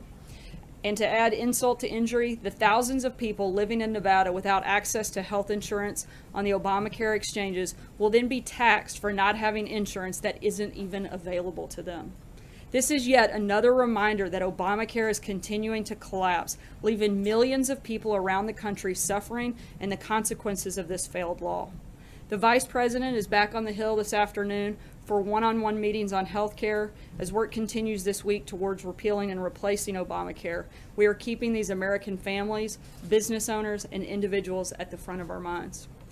They've been paying ever-increasing premiums and still losing their plans and their doctors. And it's time for Republicans in the Senate to fulfill their promise to the American people and come together around a consensus plan to fix this broken system. In terms of the schedule for today, this afternoon, the President will make a big speech on the importance of American energy dominance at the Department of Energy. The United States has been reliant on other countries for our energy for decades. But with new innovations and advances, particularly in liquid natural gas, we have had the opportunity to not only become energy independent, but to use our abundant resources as an important tool in advancing our global interests. I'm going to let the President get into more details on how we're going to do that later this afternoon. Hopefully you'll all tune in.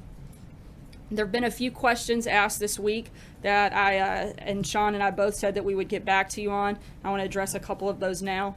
On Monday, Sean was asked how we knew that the Supreme Court's ruling on the President's travel executive order was 9-0 when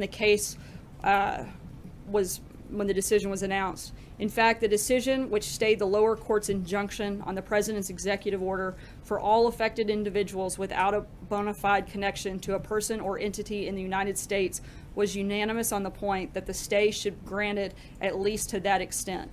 3 justices would have gone further and stayed the injunctions in full. No justice dissented on the point that the stay should be granted in part, and no justice indicated that he or she did not participate in the decision. Jennifer Jacobs from Bloomberg also asked about the IMF's projection about U.S. growth. This morning, the Commerce Department revised first quarter GDP upward, but both the IMF and the Commerce Department's figures show we still have much more work to do. The President has spoken out clearly about the need for faster and more sustainable economic growth that will create jobs and raise incomes for Americans. The IMF has expressed support for a lot of the President's policies, including more infrastructure spending, reforming our tax code, boosting educational outcomes, and adopting family-friendly policies. The President is also working to end job-killing government regulations and negotiate good trade policies that help workers. Lastly, Jordan Fabian from the Hill asked what deal breakers exist in Senate negotiations on the health care bill. The president isn't going to negotiate in public, but he has laid out his priorities to repeal and replace Obamacare with a system that provides greater choices and better coverage at lower cost. I can tell you that Obamacare is failing and new policy is around the corner. From our ongoing negotiations, we're confident that any amendments the Senate agrees to will make the bill stronger. The other bill out there that's gained the support of a majority of House Democrats is the Bernie Sanders single-payer plan that would cost the government $32 trillion over the next decades. 113 House Democrats, including the DNC vice chair, have signed on to this approach. The president believes that it's completely unaffordable and creates a one-size-fits-all government approach to health care. That bill and others like it on the other side that have been proposed are clearly deal breakers. Now that I've answered a couple of the questions from earlier this week, be happy to take a few now. John Roberts. Sarah, in reference to the president's tweets this morning that have been a matter of some discussion today, you said earlier on Fox News that the president has a right to defend himself when he is attacked, and it's no secret that this particular program has been very critical of him. However, the nature of the tweets this morning has drawn condemnation from people on Capitol Hill, including the Speaker of the House, Senator Graham, Senator Susan Collins, all of whom are allies of the president. Did the president go too far with this tweet in its deeply personal nature? I don't think so. I mean, I think that the president has been attacked mercilessly on personal accounts by members on that program. And I think he's been very clear that when he gets attacked, he's going to hit back. I think the American people elected somebody who's tough, who's smart, and who's a fighter. And that's Donald Trump. And I don't think that it's a surprise to anybody that he fights fire with fire. The things that this show has called him, and not just him, but numerous members of his staff, including myself and many others, are very deeply personal. So to then turn and pretend like, this approach is, I guess it's kind of like we're living in the twilight zone. They do this day after day after day, and then the president responds and defends himself, and everybody is appalled and blown away. Frankly, if this had happened in the previous administration, the type of attacks launched on this program, the things they say, utterly stupid, personality disorder, mentally ill, constant personal attacks, calling multiple members liars to their faces while they're sitting on their programs, the rest of the media would have said, guys, no way, hold on. But nobody does that. But the president, he's not going to step back. He's showed that, and that's exactly what he did today. If I could just follow on that, Sarah, if I could just follow on that. A couple of the criticisms from supporters of the president have been that this particular tweet was beneath the dignity of the office. Where does the president draw that line on the dignity of the office? Look, I think that he shows that every day in the decisions that he's making, the focus and the priorities he's laid out in his agenda, but he's not going to sit back and be attacked by the liberal media, Hollywood elites, and when they hit him, he's going to hit back. Sarah? I have a healthcare question, but on this, just one other aspect of it. Some have suggested in their tweet response or public announcements today that the president misconstrued one of the messages that should have been gathered from the shooting that involved Steve Scalise and others, that the hostility of the verbal environment can create an atmosphere of violence. I'm not saying that, but members of Congress have said that about this particular tweet. I know that episode affected the president and those here at the White House personally, very importantly and deeply. Do you have any reaction to that sentiment that conversations like this create an atmosphere that is either dangerous or one we need to avoid? The president in no way, form or fashion has ever promoted or encouraged violence. If anything, quite the contrary. And he was simply pushing back and defending himself. Sarah, I do have a healthcare question. I have a healthcare question. So, you talked about the president's overall priorities. Late last night, as part of the amendment and evolution of the Senate draft, $45 billion was put on the table for opioid treatment, and health savings accounts can be used, according to this new draft, to pay premiums in the future. Does the president support those two initiatives? And why does he believe they make the bill better? Specifically, does he believe that opioid allocation will be sufficient, as many people do not, to address that problem? I'm not going to negotiate the details, the back and forth in public, but I can tell you the president has obviously made fighting the opioid crisis a priority for him, and I would imagine he would be supportive of pushing resources towards that. How about health savings accounts? Does he have I any think we're always particular looking for ways to add additional flexibilities and something certainly to be considered.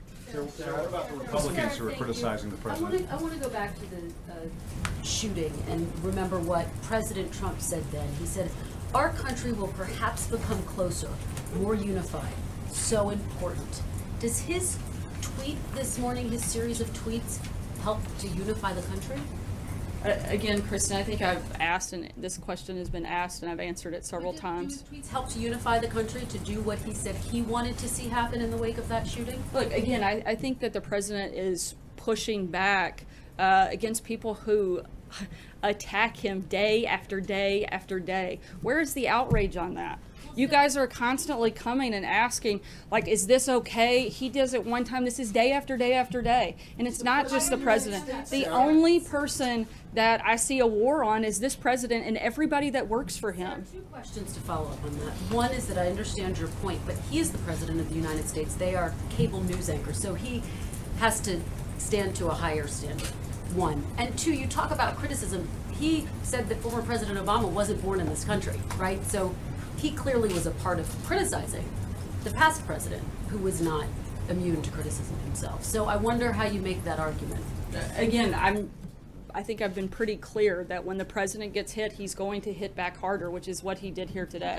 Doesn't he have to meet a higher standard than cable news anchors? Sarah, doesn't he have to meet a higher standard than cable news anchors? Look, I don't think you can expect someone to be personally attacked day after day, minute by minute, and sit back. Look, the American people elected a fighter. They didn't elect somebody to sit back and do nothing. They knew what they were getting when they voted for Donald Trump, and he won overwhelmingly. Sarah, how is insulting a woman Given on the- Twitter being a fighter? What about the impact of statements like this on his effectiveness?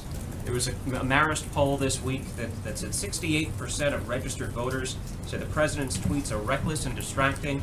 Only 22% say that they're effective and informative. And Republicans on this question are split down the middle. Half of Republicans say that they're reckless and distracting. So how can you argue that this is something the president must do?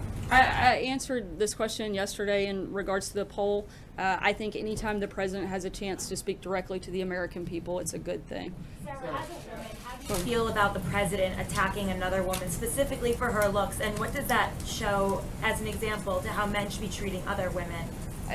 Look, everybody wants to make this an attack on a woman and equality. What about the constant attacks that he receives or the rest of us? I'm a woman and I've been attacked by this show multiple times, but I don't cry foul because of it. I think that, you want to create this false narrative.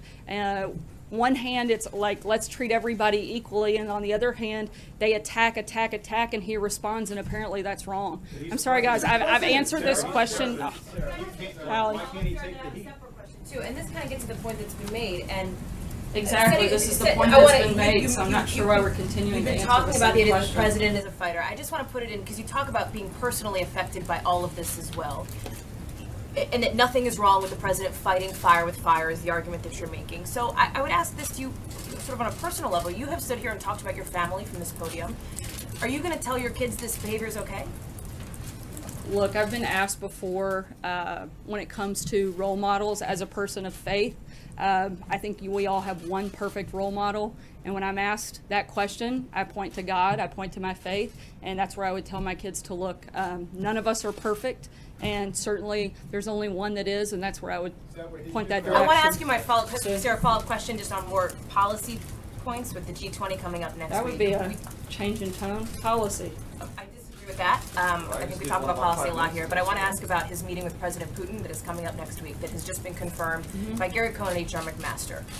And a definitive answer from you on whether the president will bring up election interference. It is clearly the biggest topic between the U.S. and Russia right now, the fact that Moscow meddled in the election. Is the president going to press Putin on that? Obviously, I'm not going to get ahead of the president's conversation, as we typically do. I would imagine we'll have a readout after that conversation takes place. John? Thanks. I'll come to you next. Okay, thanks a lot, Sarah. The president's tweet today, does it help his legislative agenda? Does it help him win the votes of those 9 senators who have come out against that Senate bill? Senator Collins, Senator Murkowski, for instance. What's your view on that? Again, I think we're just looking for new ways to rephrase this question. The president was attacked. He responded. There's nothing more I have to add than that. John, busy. To his legislative agenda. I'm not asking about the tweet Look, itself. I think the president I'm asking about whether or not this helps his legislative agenda. I think the president would love for us all to focus on the legislative agenda a whole lot more. You look at the coverage over the last month of the extended period between May and June, all of the major networks, if you look at their coverage and what they're talking about, they spent 1 minute in the evening newscast talking about tax reform, 3 minutes on infrastructure, 5 minutes on the economy and jobs, 17 minutes on healthcare, and 353 minutes attacking the president and pushing a false narrative on Russia. I mean, look at that in comparison. If you guys want to talk about legislative agenda and focus on policy and priorities, you guys get to help set that table. And 353 minutes of attacks against the president and driving a false narrative, and 1 minute on tax reform. That's over the course of a month. That's incredible. The numbers, guys, the numbers don't lie. The media's focus on priorities, they don't line up with the rest of America. Right now, we've got our economy's growing, the stock market's up, unemployment is down, jobs are back, and ISIS is on the run. America is winning, and that's what we'd like to talk about. But you guys constantly ignore that narrative. Points that you make, Sarah, all of those points that you make, Sarah, about the positive elements of what the president's agenda are certainly true. All of those things are true.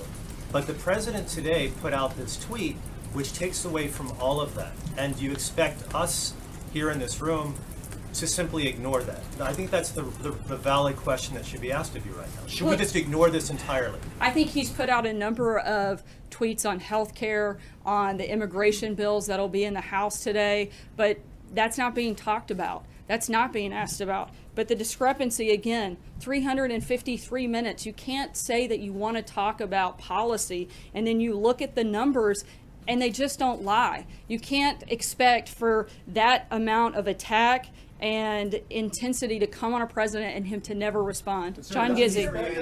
I said I was going to John Gizzi next. 2 questions for you, Sarah.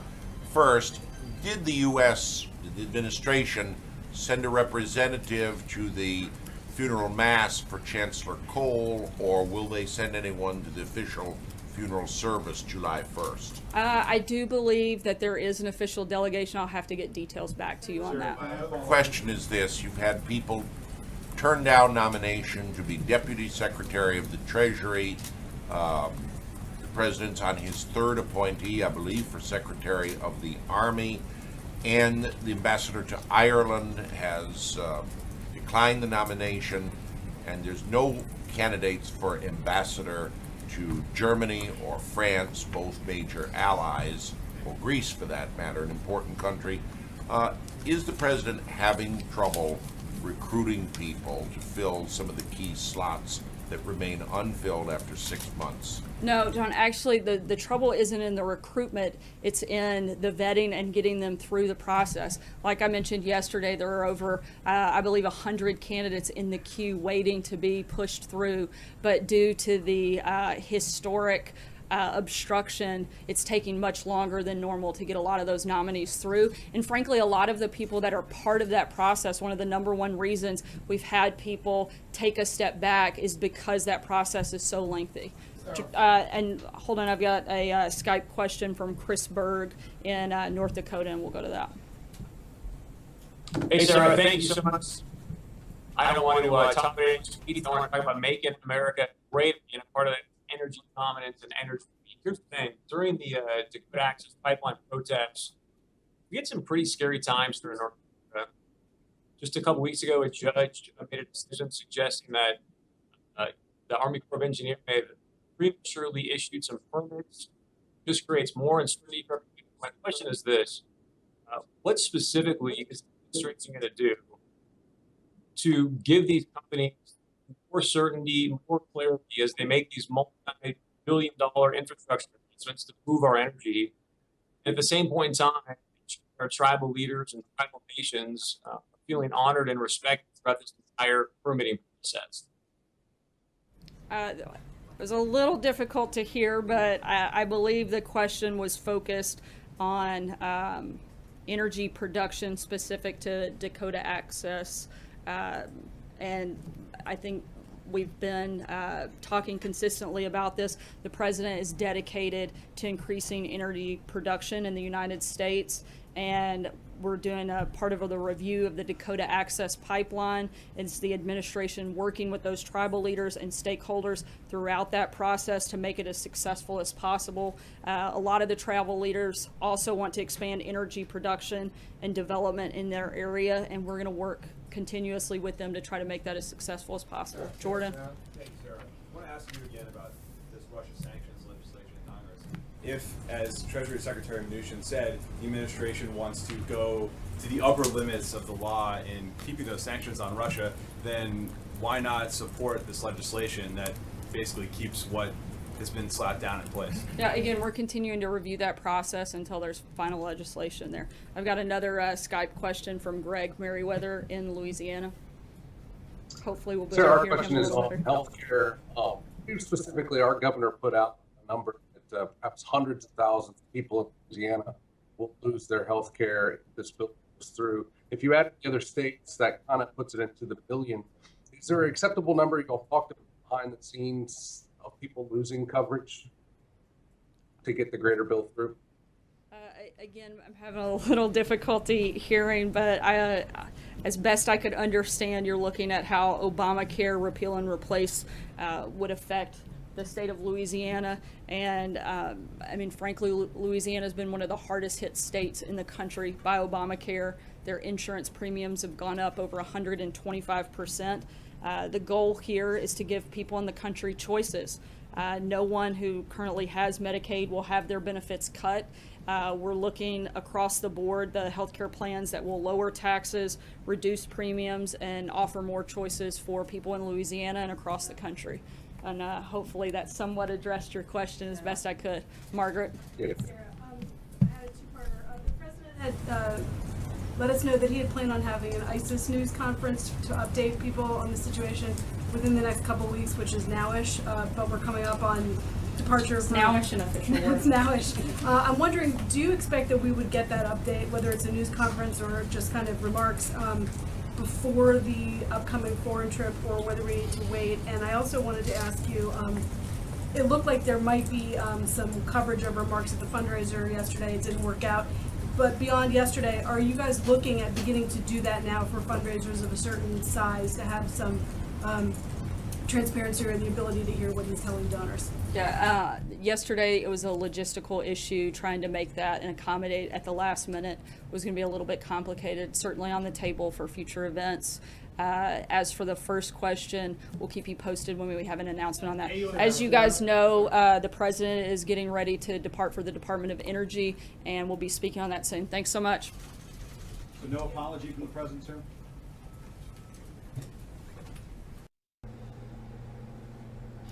We're back. We have a lot to talk about. This is the post show for the Sarah Sanders White House press briefing. I'm Steve Lookner. This is Right Side Broadcasting. I want to get your reactions. A bunch of people sent me reactions already. I'm going to read them on the air to what happened in that press briefing. We'll also, in about a half an hour or so, go to President Trump's speech on energy. But we're right now going to talk about that press briefing. This is Right Side Broadcasting, and let me just say real quick, we're viewer supported. We give you an alternative to the mainstream media. So if you enjoy our coverage and want to donate, you can either in YouTube click on the $ at the bottom of the chat room, or go to rsbn.tv/donate, rsbn.tv/donate. Your donations are what allow us to do this and keep us on the air. Okay, I want to get to your comments about this briefing. I know you have a lot of thoughts about it. At the start of the briefing, or in the pre-show, if you were watching, you heard me say, well, I think one of the main topics is going, if not the main topic, is going to be the Mika Joe tweets. But maybe and I said, well, maybe they'll ask 2 questions about it. Maybe they'll ask 10. Like 10 was my high-end estimate. I think I was way too low in my high-end estimate. It probably took up a good 75% of the press briefing. Also, like, and they asked so many questions about it, and it didn't feel to me, where I get really annoyed is when they're asking basically the same question, or they're asking a question that's not really a question. Like when they say, like, President Trump said, like Kristen Welker was like, President Trump said before he wants unity in the country, but do these tweets really promote unity? Like, you're not really asking that to get a response from Sarah Sanders. You're asking that just to, like, make a statement. That's not even really a question. So when they ask questions that are repeat questions, or when they ask questions that are basically just statements that criticize the president, to me, that doesn't move anything forward. Do that on your own time. Don't do that in the press briefing. So personally, I was getting a little irritated because I want the briefings. I certainly think the Miko Joe tweets can be asked about, perfectly legitimate to ask about them, but ask your couple of questions and move on. You're not going to get anything else. And there's lots of other issues. Isn't there a health bill being discussed? And lots of other stuff going on in the world. There was nothing about Iraq that I remember hearing. If there was, I missed it. Anyways, lots of stuff going on in the world besides that. So we'd love to hear from you. If you have comments, I will read them on the air. I'm going to get to some of your comments right now. At Lookner on Twitter is where to reach me. At Lookner, at Lookner, or email me, steve.lookner@rsbn.tv. Okay, I want to read some of your messages and comments. Vicky R says, I am disgusted and outraged at the White House questions all talking about the tweet period. It seems like about the tweets. It seems like after 2 or 3 answered, shouldn't that be enough for the rest of them? Why do they keep asking the same question over and over? I give great kudos to Sarah Sanders. She handled that wonderfully. I would have stopped taking questions if I was her. That's from Vicky R. Vicky, thank you for writing in. Let me keep going. There's a bunch of other comments here people sent me.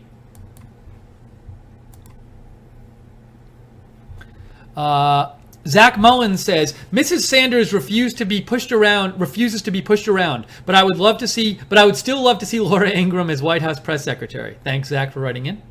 Proud American says, Steve, these loony liberals are completely unhinged. Sarah did an outstanding job today. We just keep on winning.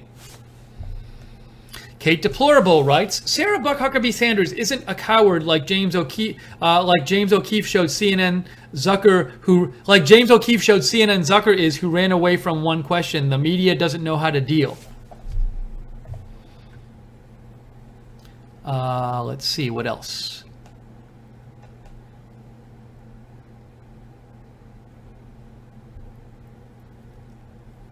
Okie Basis writes in, don't care about his tweets. Women want equality. President showed Mika equality. Her in the press are giant babies who need to grow up. Oh, I'm sorry. And I have to get this picture off my screen real quick so we can do something. Sorry about that. Okay, now there we go.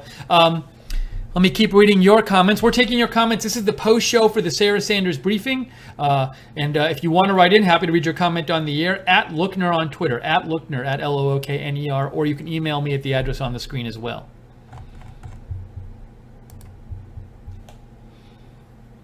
Linda says, stop TV briefings. They want blood. And you know what? I'll say this.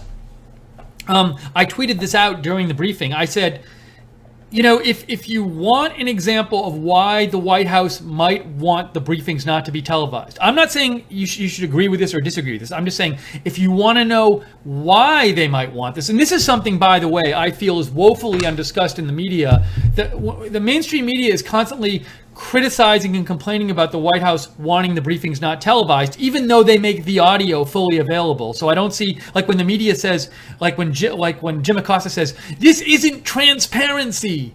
Well, why isn't it transparency if you just release the full audio of the briefing? But anyways, one thing they don't talk about, and this is just the mainstream media for you because they don't want to have like calm, interesting discussion and get in depth on issues, is why might the White House want the briefings not televised? To have an intelligent discussion of that. And a point of view they might have is that, look, when you televise these briefings, they become these kind of circus things, and also they become very easy to just edit up into little sound bites and spin a certain way, and it becomes not about the issues. And one might argue that if you look at today's briefing, this was 75 to 80% of that briefing was on these tweets, repeated questions, and also it wasn't like the discussion went anywhere. It was the same thing over and over again, basically. So it's just a waste of time. As an American, I wanted to hear Sarah Sanders talk about a lot of other issues, and I didn't get to because all these questions are about the tweets and repeated questions. And so, perhaps the White House thinks, look, Americans are better served by these things not being televised, because when they're televised, you get something like this today,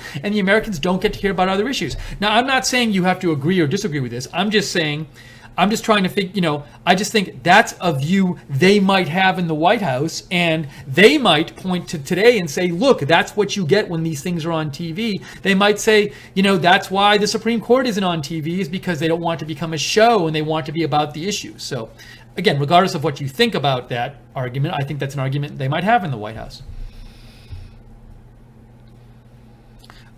Let's see here. We have Bootsy Bateman responded to my tweet where I tweeted out, if people want to know why the White House might want the press briefings televised, today's briefing is a good example. Bootsy Bateman replied, agreed totally, but Sarah gets it done, and who cares what the Never Trumpers on the Hill think, not the people who voted for him. Cusps to POTUS. Coconuts writes in, Steve, mainstream media could care less about the Trump tweet. This was more about the left to make Trump look bad. Good for Sarah keeping her ground. Left are crybabies and losing their fight. Thank you, Coconuts, for writing in. Hold on real quick. Oh, sorry. I'm sorry. I made a mistake here. I forgot to do something, guys. I meant to change the lower third. Normally I have it say post show. Let me just change this real quick here while we're on the air.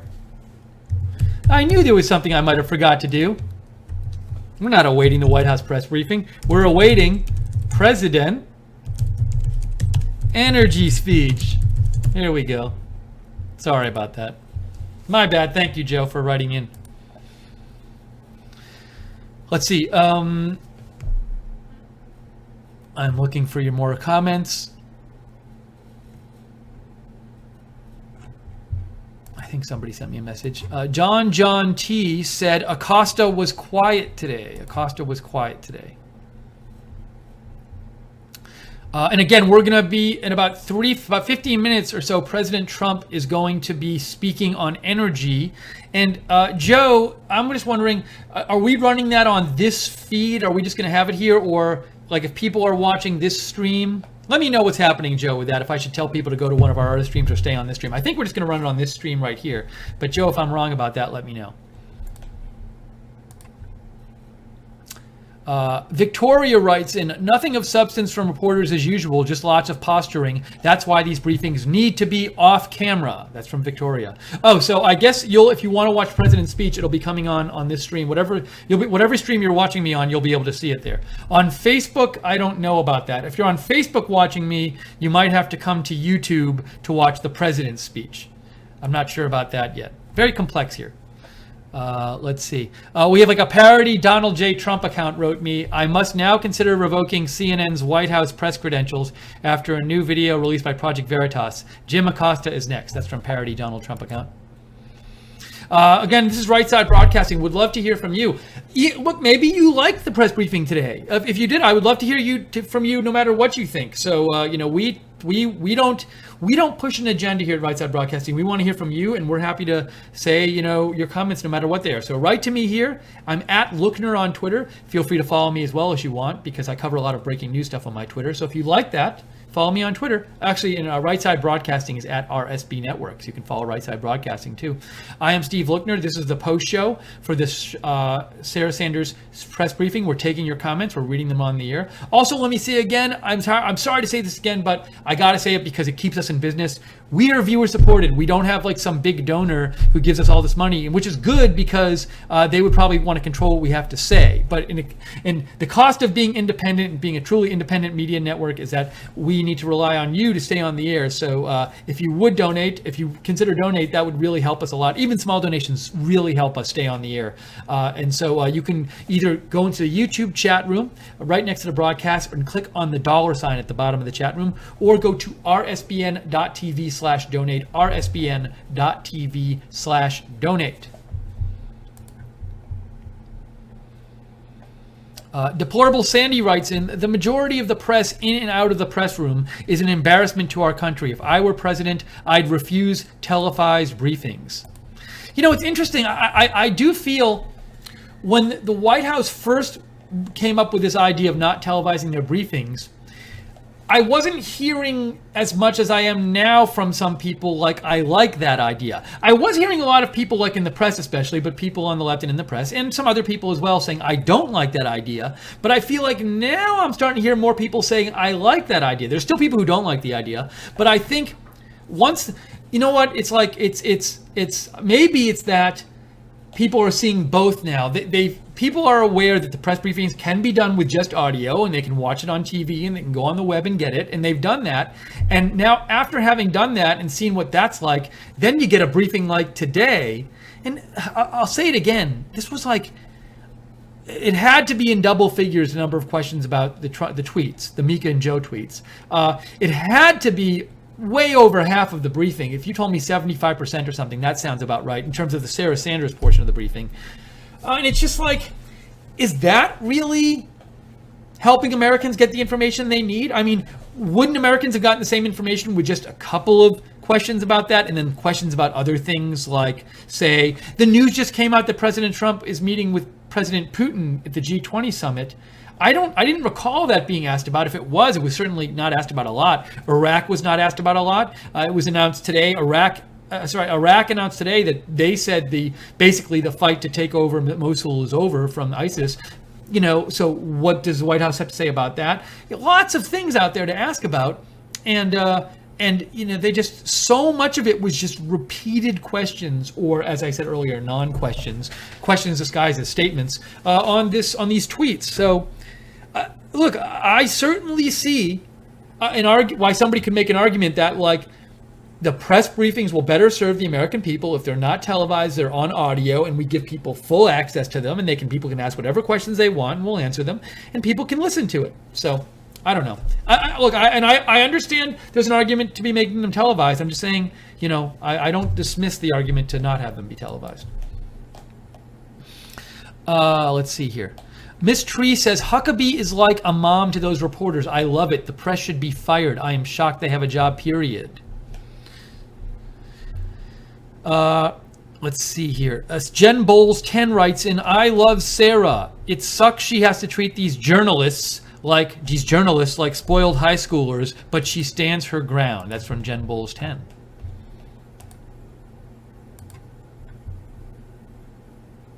Roxanne says the Facebook feed cut out. Joe, and maybe that's intentional. So Joe, just so you know, the Facebook feed cut out, it looks like.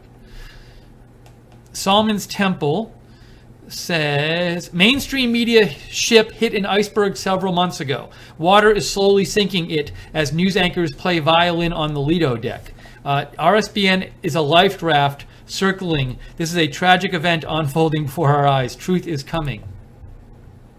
I want to show you an interesting tweet I posted from Dave Wasserman today. Dave Wasserman is certainly not someone who's pro right wing. He focuses on election stuff.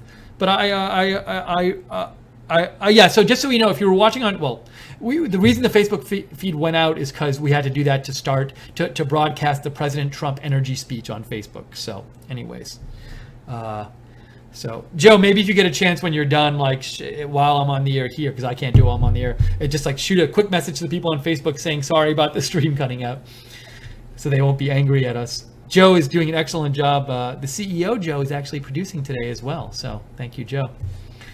Let me show you this tweet from Dave Wasserman. who's not a big, like a pro-right wing guy. I think he's very neutral, and he talks about elections mostly. And he said, the increased self-importance / social isolation of media makes tweets like today's, no matter how wrong, effective with an awful lot of voters. So by tweets like today's, he means the Mika Joe tweets that President Trump sent out. So that's from Dave Wasserman, and I'll say it again, he is not a pro-right wing guy. He's not a pro-Trumper. He is basically neutral as far as I can gather, and he just talks about election stuff a lot.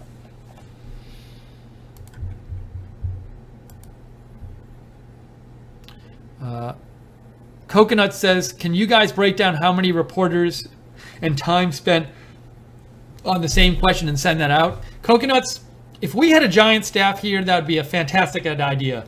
But our staff is so small, and we're so busy here just getting stuff done with our skeleton staff, because that's all we can afford. We don't have the ability to do stuff like that. But maybe one day we will. If you would like us to have more staff and be able to do things like that, feel free to give us a donation, because we rely on you for support.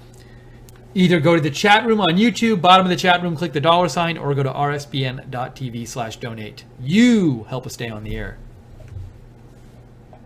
Deplorable Jenny writes, on another note, I have not heard much from the media regarding Christopher Wray as being President Trump's FBI director nomination. What are your thoughts, or what do you know about him? I know very little about him. I've just read a bunch of people say he's a very professional person with lots of law enforcement experience. So that's really what I know. I'm not a very good source on him. I probably should know more. But that's what I've seen. People seem to be pretty happy with the choice who know about those kind of things. So that's my not very insightful answer to your question. Thaddeus S. Caxor says, Sarah Huckabee looked like a kindergarten teacher after someone dosed the students with meth. No insult to kindergartners in the comparison. Ryan Bardwell says, Steve, glad Sarah filled in today. Sean would have had a full-blown panic attack, LOL. So, it's an interesting point. I was wondering today, Ryan, I was wondering to myself, what would it have been like if Sean Spicer was in there today getting all of those questions about the same topic? Would he have been more angry? I don't know. Well, Sarah Sanders was pretty upset, but I don't know. The vibe perhaps would have been different in there. Interesting question to think about.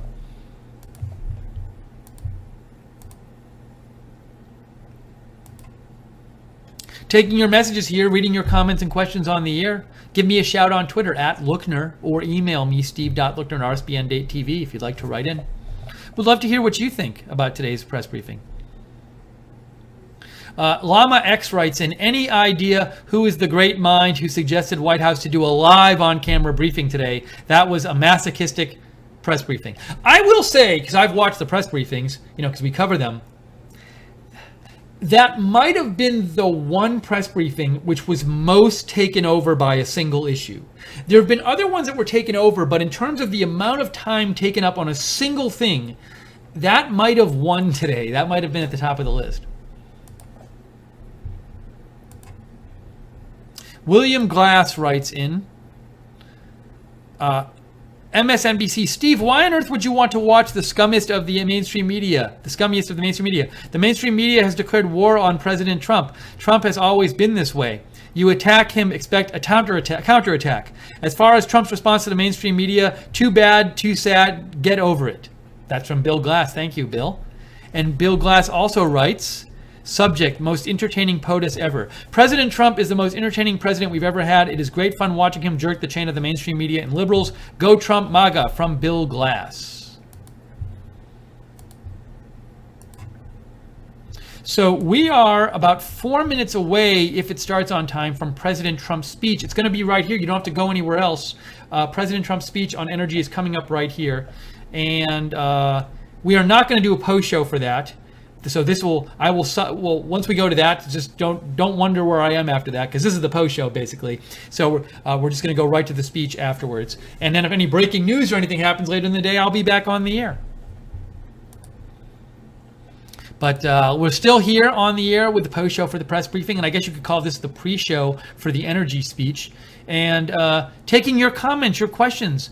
What do you think? What did you think about this briefing? What did you think? What else? I had some notes about what she wrote.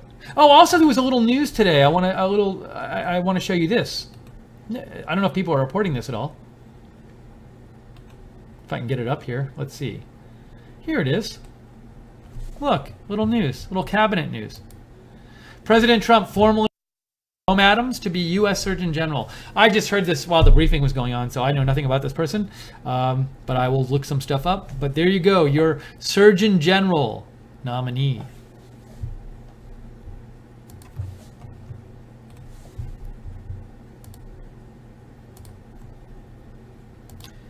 And I had written some notes about the briefing here. Oh, one thing also I should mention, and also, we just got a donation from 10 euros from James Wynn Germany, and he wrote, "The questions about the tweets serves its purpose by exposing the media. Sarah reads the study showing 300 times more interest in Russia than taxes. The media must be forced to either reform or die." That's James Wynn Germany. Now, James, I hope when you say reform or die, you mean in a figurative sense. We would not want to encourage violence against anyone. I'm taking that as what you meant, though. Thank you, James, so much for your donation. We really appreciate it. That's how we can do this. We get donations. People think we have a lot of money in the bank, or we make tons on ad money. Neither of those is the case. And YouTube, we calculated it. YouTube is paying, I'm not exaggerating here, 99% less for ads on your broadcast than they did a year ago. This is not an exaggeration. We did the math. So, like a video, if it got, say, 1 million hits, in North Korea, but I took that as them kind of giving a warning that they could eventually have sanctions on bigger Chinese institutions. Now, Secretary Mnuchin said, this isn't directed at China, it's directed at North Korea. But I do think, I don't even know what language that is in. Is it Greek? I don't know, but Very Paid Up writes in, "Sarah was brilliant. Acosta has been silenced." Perfect. That was from Very Paid Up. Thanks for writing in.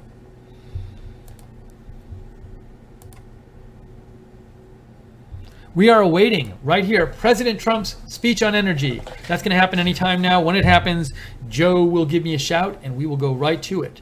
So, what do you, it's in all of the hecticness of today, I had forgotten, actually. If I was better, I would have tried to find some story on what he's going to talk about in his energy speech today. Now, I'm guessing, if I had to guess, it could be let's have less regulations on the energy industry so they can do more. But I don't know for a fact. I kind of want to look it up. See if I can find anything real quick on this.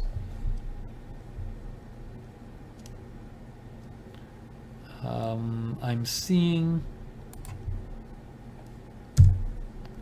this yesterday. There's an article here. President Trump continued his drive to promote an energy dominance. It's from The Hill. Here it is. I'm still looking to find the details here. Oh, he did talk. He said to American Indian leaders yesterday that many of your lands. Oh, let's see. I'm just getting a text. I want to make sure we're not missing the speech. Oh, good. We have a split screen up. That's amazing. Good work, Joe. Joe, we got a little split screen up, so we're keeping an eye out for the president's energy speech. So a couple things President said yesterday is that he said there are energy resources on Native American lands that are not being utilized. He said many of our states have also been denied access to the abundant energy resources on their lands that could bring greater wealth to the people and benefit to our whole nation. So it sounds like one thing President Trump might talk about today is maybe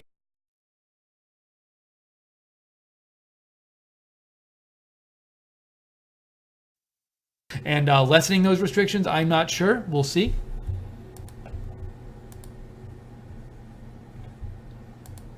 We are waiting. Again, this is Right Side Broadcasting. We're waiting for the president's energy speech. And we're also talking about the press briefing, that kind of wild press briefing today with Sarah Sanders.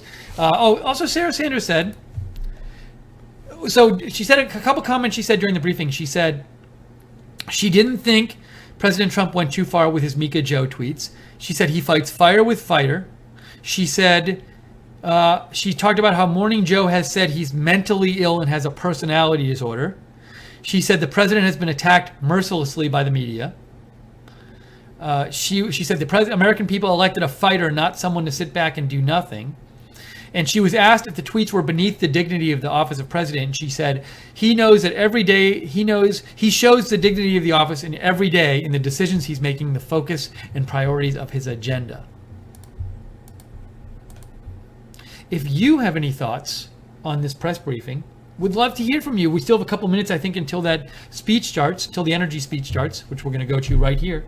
But if you have any thoughts on the press briefing or on the energy speech, give me a shout. I'll read them on the air at Lookner on Twitter, or email me, steve.lookner@rspn.tv. Very Paydop writes in, mainstream media didn't ask one cogent question. They can't for lack of intellect. So Very Paydop was not a fan of the media in the briefing room today. I should also mention, what was I going to mention? Feel free to get alerted about when we're doing videos in the future. Subscribe to us on YouTube and click the notifications bell. And that way, whenever we do a video in the future, you'll get a notification. Hey, Right Side's doing a video. Also, like and follow us on Facebook. And feel free to like our videos on YouTube and share them on Facebook. That helps us so much when you do that. Then Facebook and YouTube share our videos themselves more if they know people are liking them out there. So we love when you do that. Patrick Barrett writes in, any idea of how big a part Pence plays today in the energy event? I have no idea about this. I know nothing about that, if Pence will be there or not and what he's going to say. So no idea. Eileen Painter writes in, let's talk healthcare. Hi, Steve. There's a cute video just on YouTube. Could you send me the link, Eileen? There's no link in this email. Maybe I'll watch it later if you send me the link. I'm going to check real quick and just see if there's any kind of news updates here. Sometimes when we're on the air after the briefings, there are like some news happens and I miss it. So let me real quick just check here. President Trump has arrived at the Department of Energy today. That's where he's making the speech at the Department of Energy. He's going to announce energy dominance initiatives, including new pipeline permits and liquefied natural gas exports. That's from Mark Knoller. That's what Mark Knoller reports. I'll show you Mark Knoller's tweet.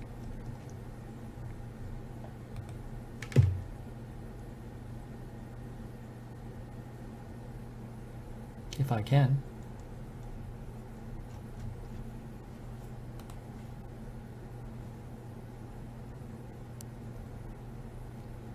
Here we go. Here's the tweet. President Trump has arrived at the Energy Department to announce energy dominance initiatives, including new pipeline permits and liquefied natural gas exports. We have a split screen. Where you see the White House now is where you'll see the speech eventually, when it starts. See if there's any other news. Here's another tweet from Steve Herman. Check this out. A White House official says the Trump administration will be removing unnecessary and costly regulatory burdens on domestic energy production. So that's something he might be talking about today.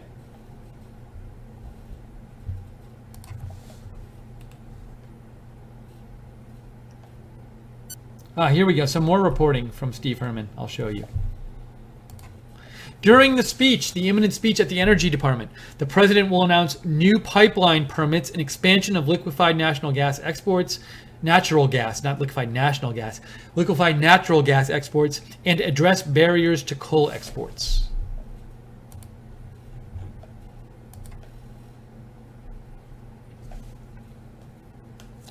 Let's see here. Don't put name on don't put name on Twee, which that's the screen name the person says.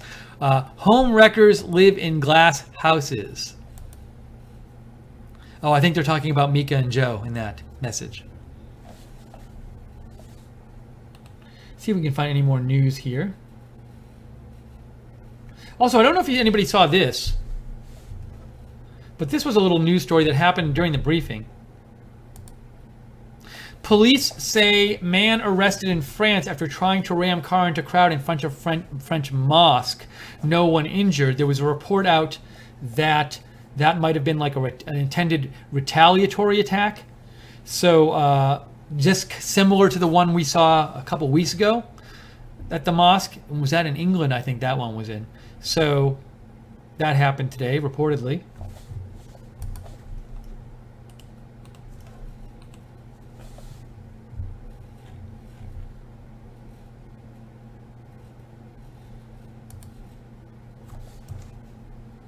Just checking the news here, seeing if there's any more news that came out. We are awaiting the president's energy speech. We're also taking your comments about the press briefing, doing all those things at once. If you'd like to write in, give a shout at Lookner on Twitter, or email me, steve.lookner@rspn.tv.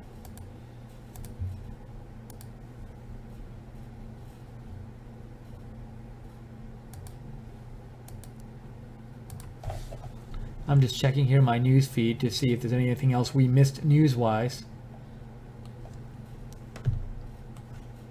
And also remember that the whole health bill thing is still going on. I've heard there's some sort of deadline for the Republicans to get on board by the end of the week, but I'm not really sure what that means, that there's a deadline, like what will happen. Some people have said, hey, if the Republicans don't get on board by the end of the week, then McConnell's going to reach out to the Democrats. I am highly skeptical that the Democrats and Republicans could come to a compromise given the political state of things in Congress today, but maybe I'm wrong. I find it hard to believe there will be some kind of bill that enough Democrats can vote on without Republicans abandoning ship and vice versa. So I'm skeptical of all this compromise. Hamilton writes in, President Bush was intimidated by the press, etc. In second term, he was a puppet of the swamp. Trump shows with his tweets he won't be pushed around.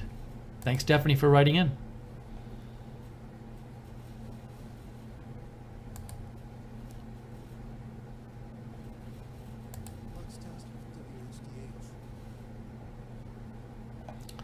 I'm just checking the news here, see if there's anything more updated on anything. And anytime now, we're waiting for the president to start his speech at the Department of Energy. When he starts it, we will go right to it. We're waiting for that right now. It was supposed to start at 3:15. Sometimes these things start late. Also, press briefing ran, maybe they give a little time between the press briefing and the speech. I'm not sure. Feel free to write in before the energy speech, though. My Twitter and my email's on the screen right now. And I'll make one quick more plea for support, because we rely on you to stay on the air here. If you like that you can turn to our pre-show and post-show instead of going to the mainstream media, who really doesn't do pre-shows and post-shows for the briefings at all. Or if they do, they talk about like the same thing over and over again, and it's agenda filled. They certainly don't take your comments like we do. We just read what you write us. So if you like that, consider donating to us, please. rsbn.tv/donate, rsbn.tv/donate, or you can just go to the YouTube chat room next to the broadcast and click on the $ at the bottom of the chat room. Thanks to the moderators for moderating the chats today. Ryan Bardwell just sent me a message that I'll show you.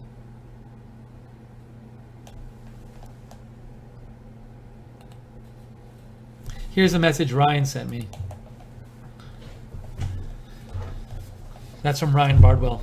I'd seen that quoted, that study quoted. I think, Sarah Sanders actually talked about that today. That was a study about, I believe, recent newscasts, or at least focus of Trump coverage. I can't remember where I originally saw it. Thanks, Ryan, for sending that in.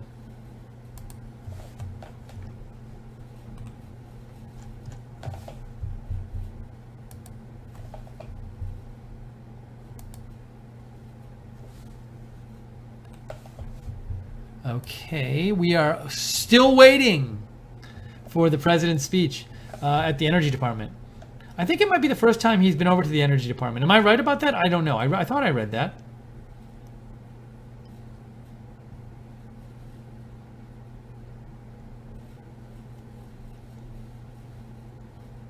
At this point, also, it's just it's hard to me. It's a little hard for me to imagine that all the Republicans get on board in the Senate, because, like, there are some people, well, you have to please people at both extremes. So there's people on the right of the Senate who want less coverage. You know, they want they want the states to be more free. They want insurance companies to be more free to not offer everything that Obamacare makes them offer. On the other side, there's people who are the most moderate Republicans, who most centrist Republicans, who want like more coverage, so it's like you have less. Some people want less coverage. Some senators want less coverage. Some senators want more coverage. How are you gonna, if you're Republicans, gonna figure out a solution that gets both of them on board? I'm not sure this is possible.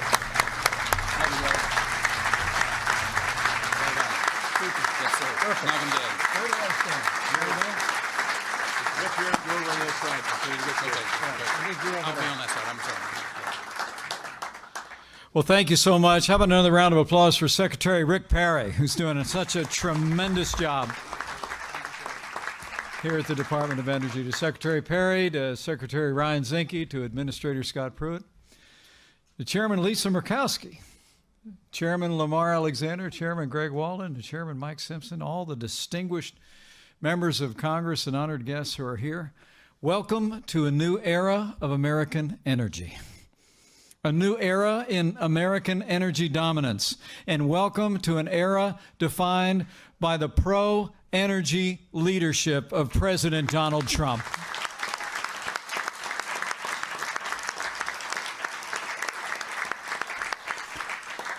We're gathered here today as further evidence that President Trump knows that affordable, abundant, and reliable energy is the foundation of American prosperity.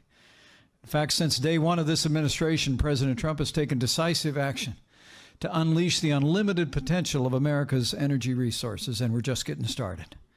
In one of his very first acts in office, President Trump approved the Keystone and Dakota pipelines, and the Dakota pipeline is up and running, and Keystone isn't far behind. And under the leadership of this president, coal mines are actually reopening in America. Coal miners are going back to work, and the war on coal is over.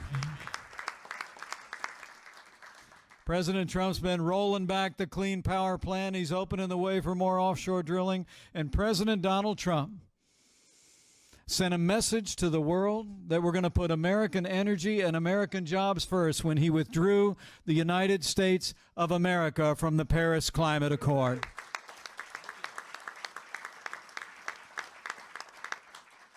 President Trump knows that America needs all our nation's energy resources to power our homes, power our economy, and really to power our future.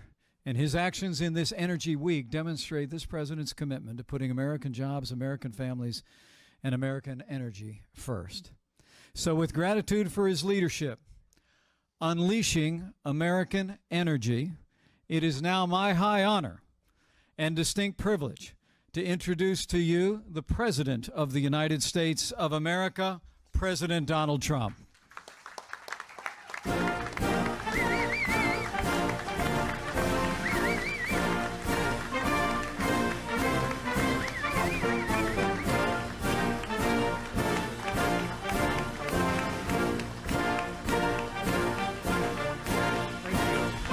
Thank you very much.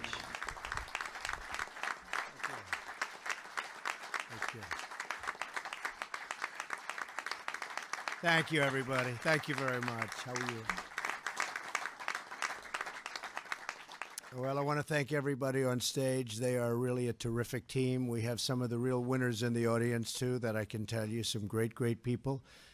I want to thank Vice President Pence, as always. He's right there, and he has really been a help to this administration. And we have some big things happening today, and we have some very big things happening over the next month. And I guess probably I can say over the next 8 years, I suspect I can say that.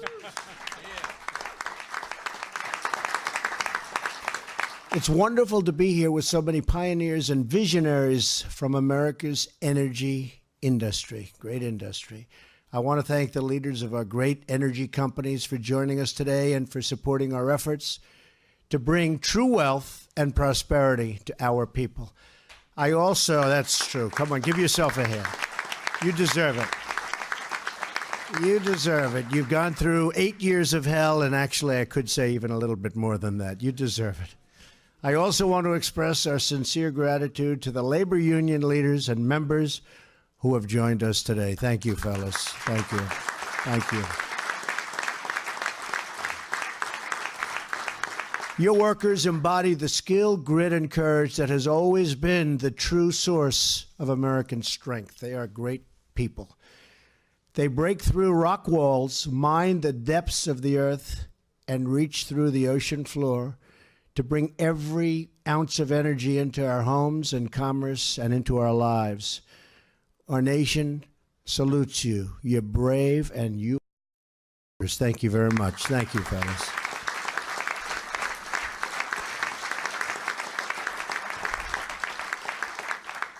Before turning to the topic at hand, I want to provide a brief update on two crucial votes taking place this afternoon on the House floor. Very important. These bills are vital to public safety and national security, and I want to thank Chairman Bob Goodlatte for his efforts. Bob has been working very hard and really for a long time, but we got it going. First, the House will be voting on Kate's Law, legislation named for Kate Steinle, who was killed by an illegal immigrant with 5 prior deportations and lots of bad things on his record. The second is the No Sanctuary for Criminals Act, which blocks federal grants to cities that release dangerous criminal aliens back into the streets, including the vicious and disgusting and horrible MS-13 gang members, and we're getting them out. We are getting them out. They're going fast. General Kelly and his whole group, they've gotten rid of 6,000 so far. We're about 50% there, and we're actually liberating towns, like on Long Island, where I grew up. We're liberating towns. Those people are so happy to see our guys, and our guys are a lot tougher than the MS-13 characters, that I can tell you. Liberation. And I'm calling on all lawmakers to put the safety of American families first. And let's pass these bills through the House, through the Senate, and send them to my desk. I will give you the fastest approval, the fastest signature that you have ever seen. Right, Mike? We will get that signed so fast. And so when we get back, the first thing I'm going to do is, how'd we do on the vote? I expect good things, otherwise I probably wouldn't be talking about it right now, to be honest with you. I just sort of low-key it a little bit. I don't like losing. I don't like losing. Neither do you folks. Every member of Congress should vote to save American lives. Many great members of Congress are here with us this afternoon. Some great people, some great, great people. Thank you very much. Not only are they working with us on border security, but they share a desire to unleash American energy.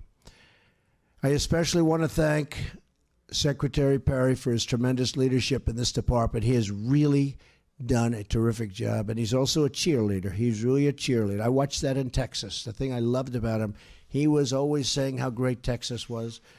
And if you don't say it, I don't know. You got to say it, right? And you're doing it right now with energy.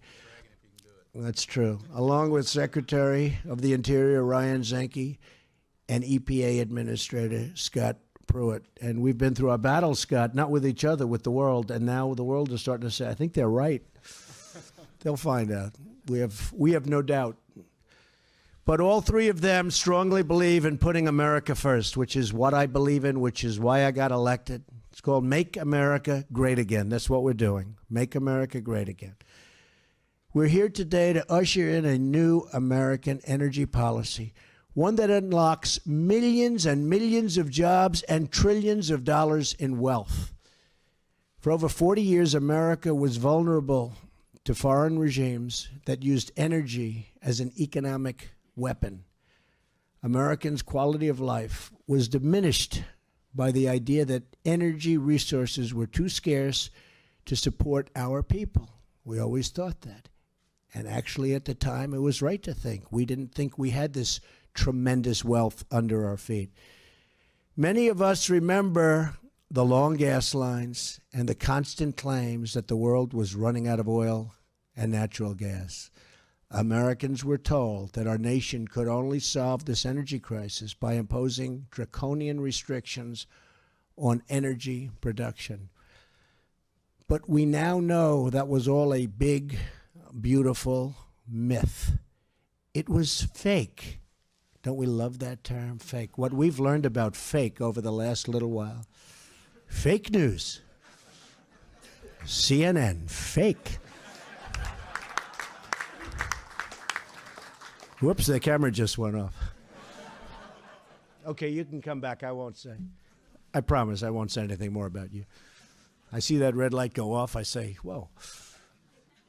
The truth is that we have near limitless supplies of energy in our country. Powered by new innovation and technology, we are now on the cusp of a true energy revolution. Our country is blessed with extraordinary energy abundance, which we didn't know of even 5 years ago and certainly 10 years ago. We have nearly 100 years' worth of natural gas and more than 250 years' worth of clean, beautiful coal. We are a top producer of petroleum and the #1 producer of natural gas. We have so much more than we ever thought possible. We are really in the driving seat. And you know what? We don't want to let other countries take away our sovereignty and tell us what to do and how to do it. That's not going to happen.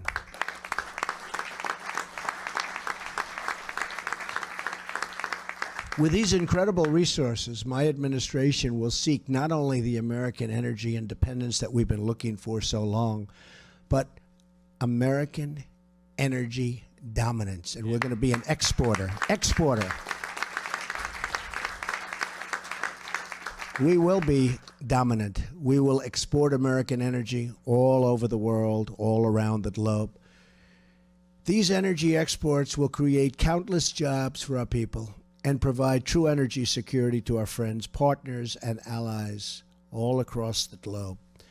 But this full potential can only be realized when government promotes energy development. That's this guy right here, and he'll do it better than anybody, instead of obstructing it, like the Democrats. They obstruct it, but we get through it.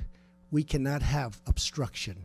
We have to get out and do our job better and faster than anybody in the world, certainly when it comes to one of our great assets, energy.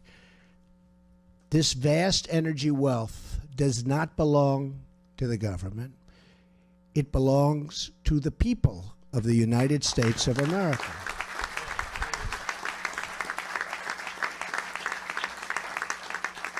Yet for the past 8 years, the federal government imposed massive job-killing barriers to American energy development. Since my very first day in office, I have been moving at record pace to cancel these regulations and to eliminate the barriers to domestic energy production like never before. Job-killing regulations are being removed, and vital infrastructure projects are being approved at a level that they've never seen before. As you all know, I approved the Keystone XL pipeline and the Dakota Access pipeline in my first week. Thousands of jobs, tremendous things are happening. And by the way, I thought I'd take a lot of heat. I didn't take any heat. I approved them, and that was it. I figured we'd have all sorts of protests. We didn't have anything. But I have to do, whether it's protesting or not, I have to do what's right. But people celebrate those two transactions as opposed to protesting. But sometimes you have to go out and just do it. And you find out whatever happens, happens. But you have to be right for the American people.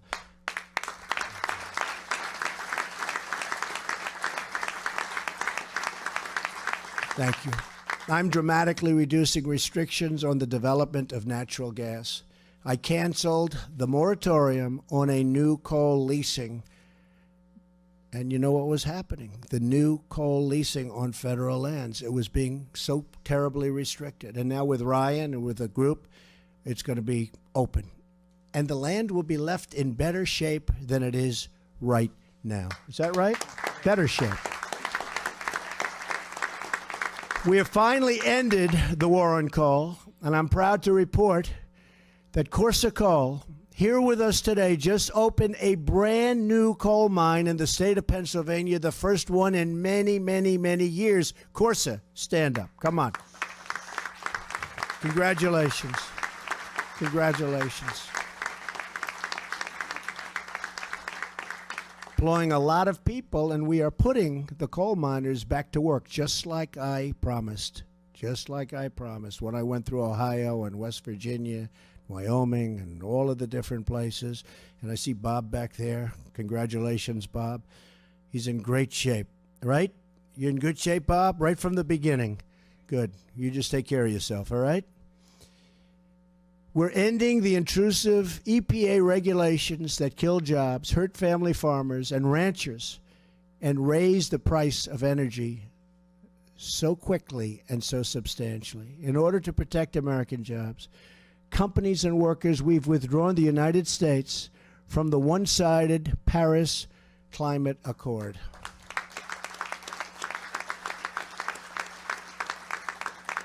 And I won't get into it, but believe me, that really put this country at a disadvantage. Number one, we weren't playing on the same field. It kicked in for us, and it doesn't kick in for others. The money that we had to pay was enormous. It was not even close. And maybe we'll be back into it someday, but it'll be on better terms. It'll be on fair terms, not on terms where we're the people that don't know what we're doing. So we'll see what happens, but I will tell you, we're very proud of it. And when I go around, there are so many people that say, thank you, you saved the sovereignty of our country. You saved our wealth, because we would have a hard time getting to this newfound wealth, and that's not going to happen with our country.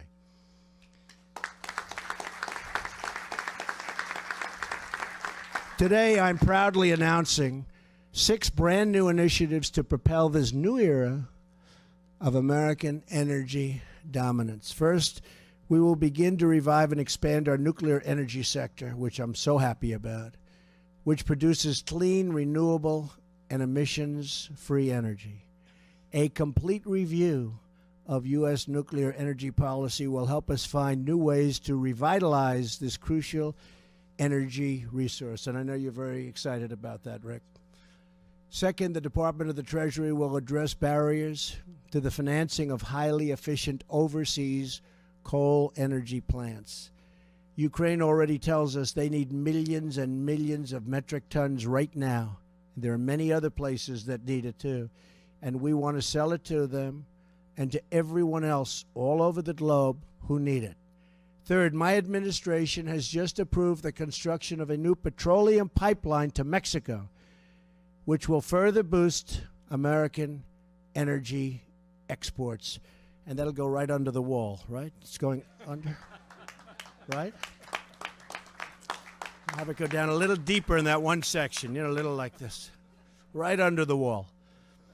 Fourth, just today, a major U.S. company, Sempra Energy, signed an agreement to begin negotiations for the sale of more American natural gas to South Korea. And as you know, the leaders of South Korea are coming to the White House today, and we've got a lot of discussion to do, but we will also be talking about them buying energy from the United States of America, and I'm sure they'll like to do it. They need it. Thank you.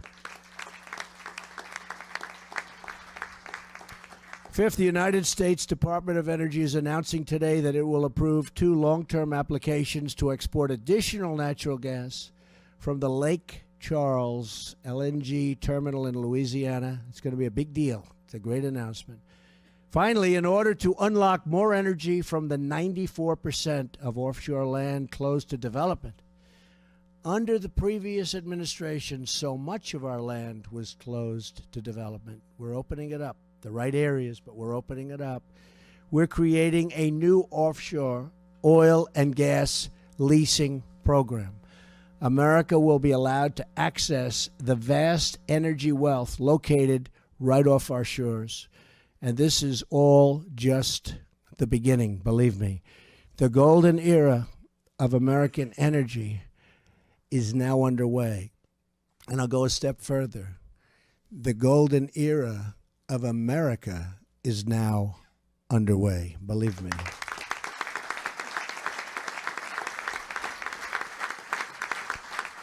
And you're all going to be a part of it in creating this exciting new future. We will bring new opportunity to the heartland, new prosperity to our inner cities, and new infrastructure all across our nation.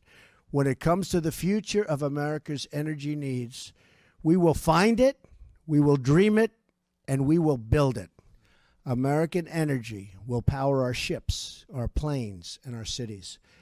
American hands will bend the steel and pour the concrete that brings this energy into our homes and that exports this incredible newfound energy all around the world. And American grit will ensure that what we dream and what we build will truly be second to none. We will be number one again all the way. We're going to make America great again. Thank you. God bless you, and God bless America. Thank you. Thank you very much. Thank you. Thank you.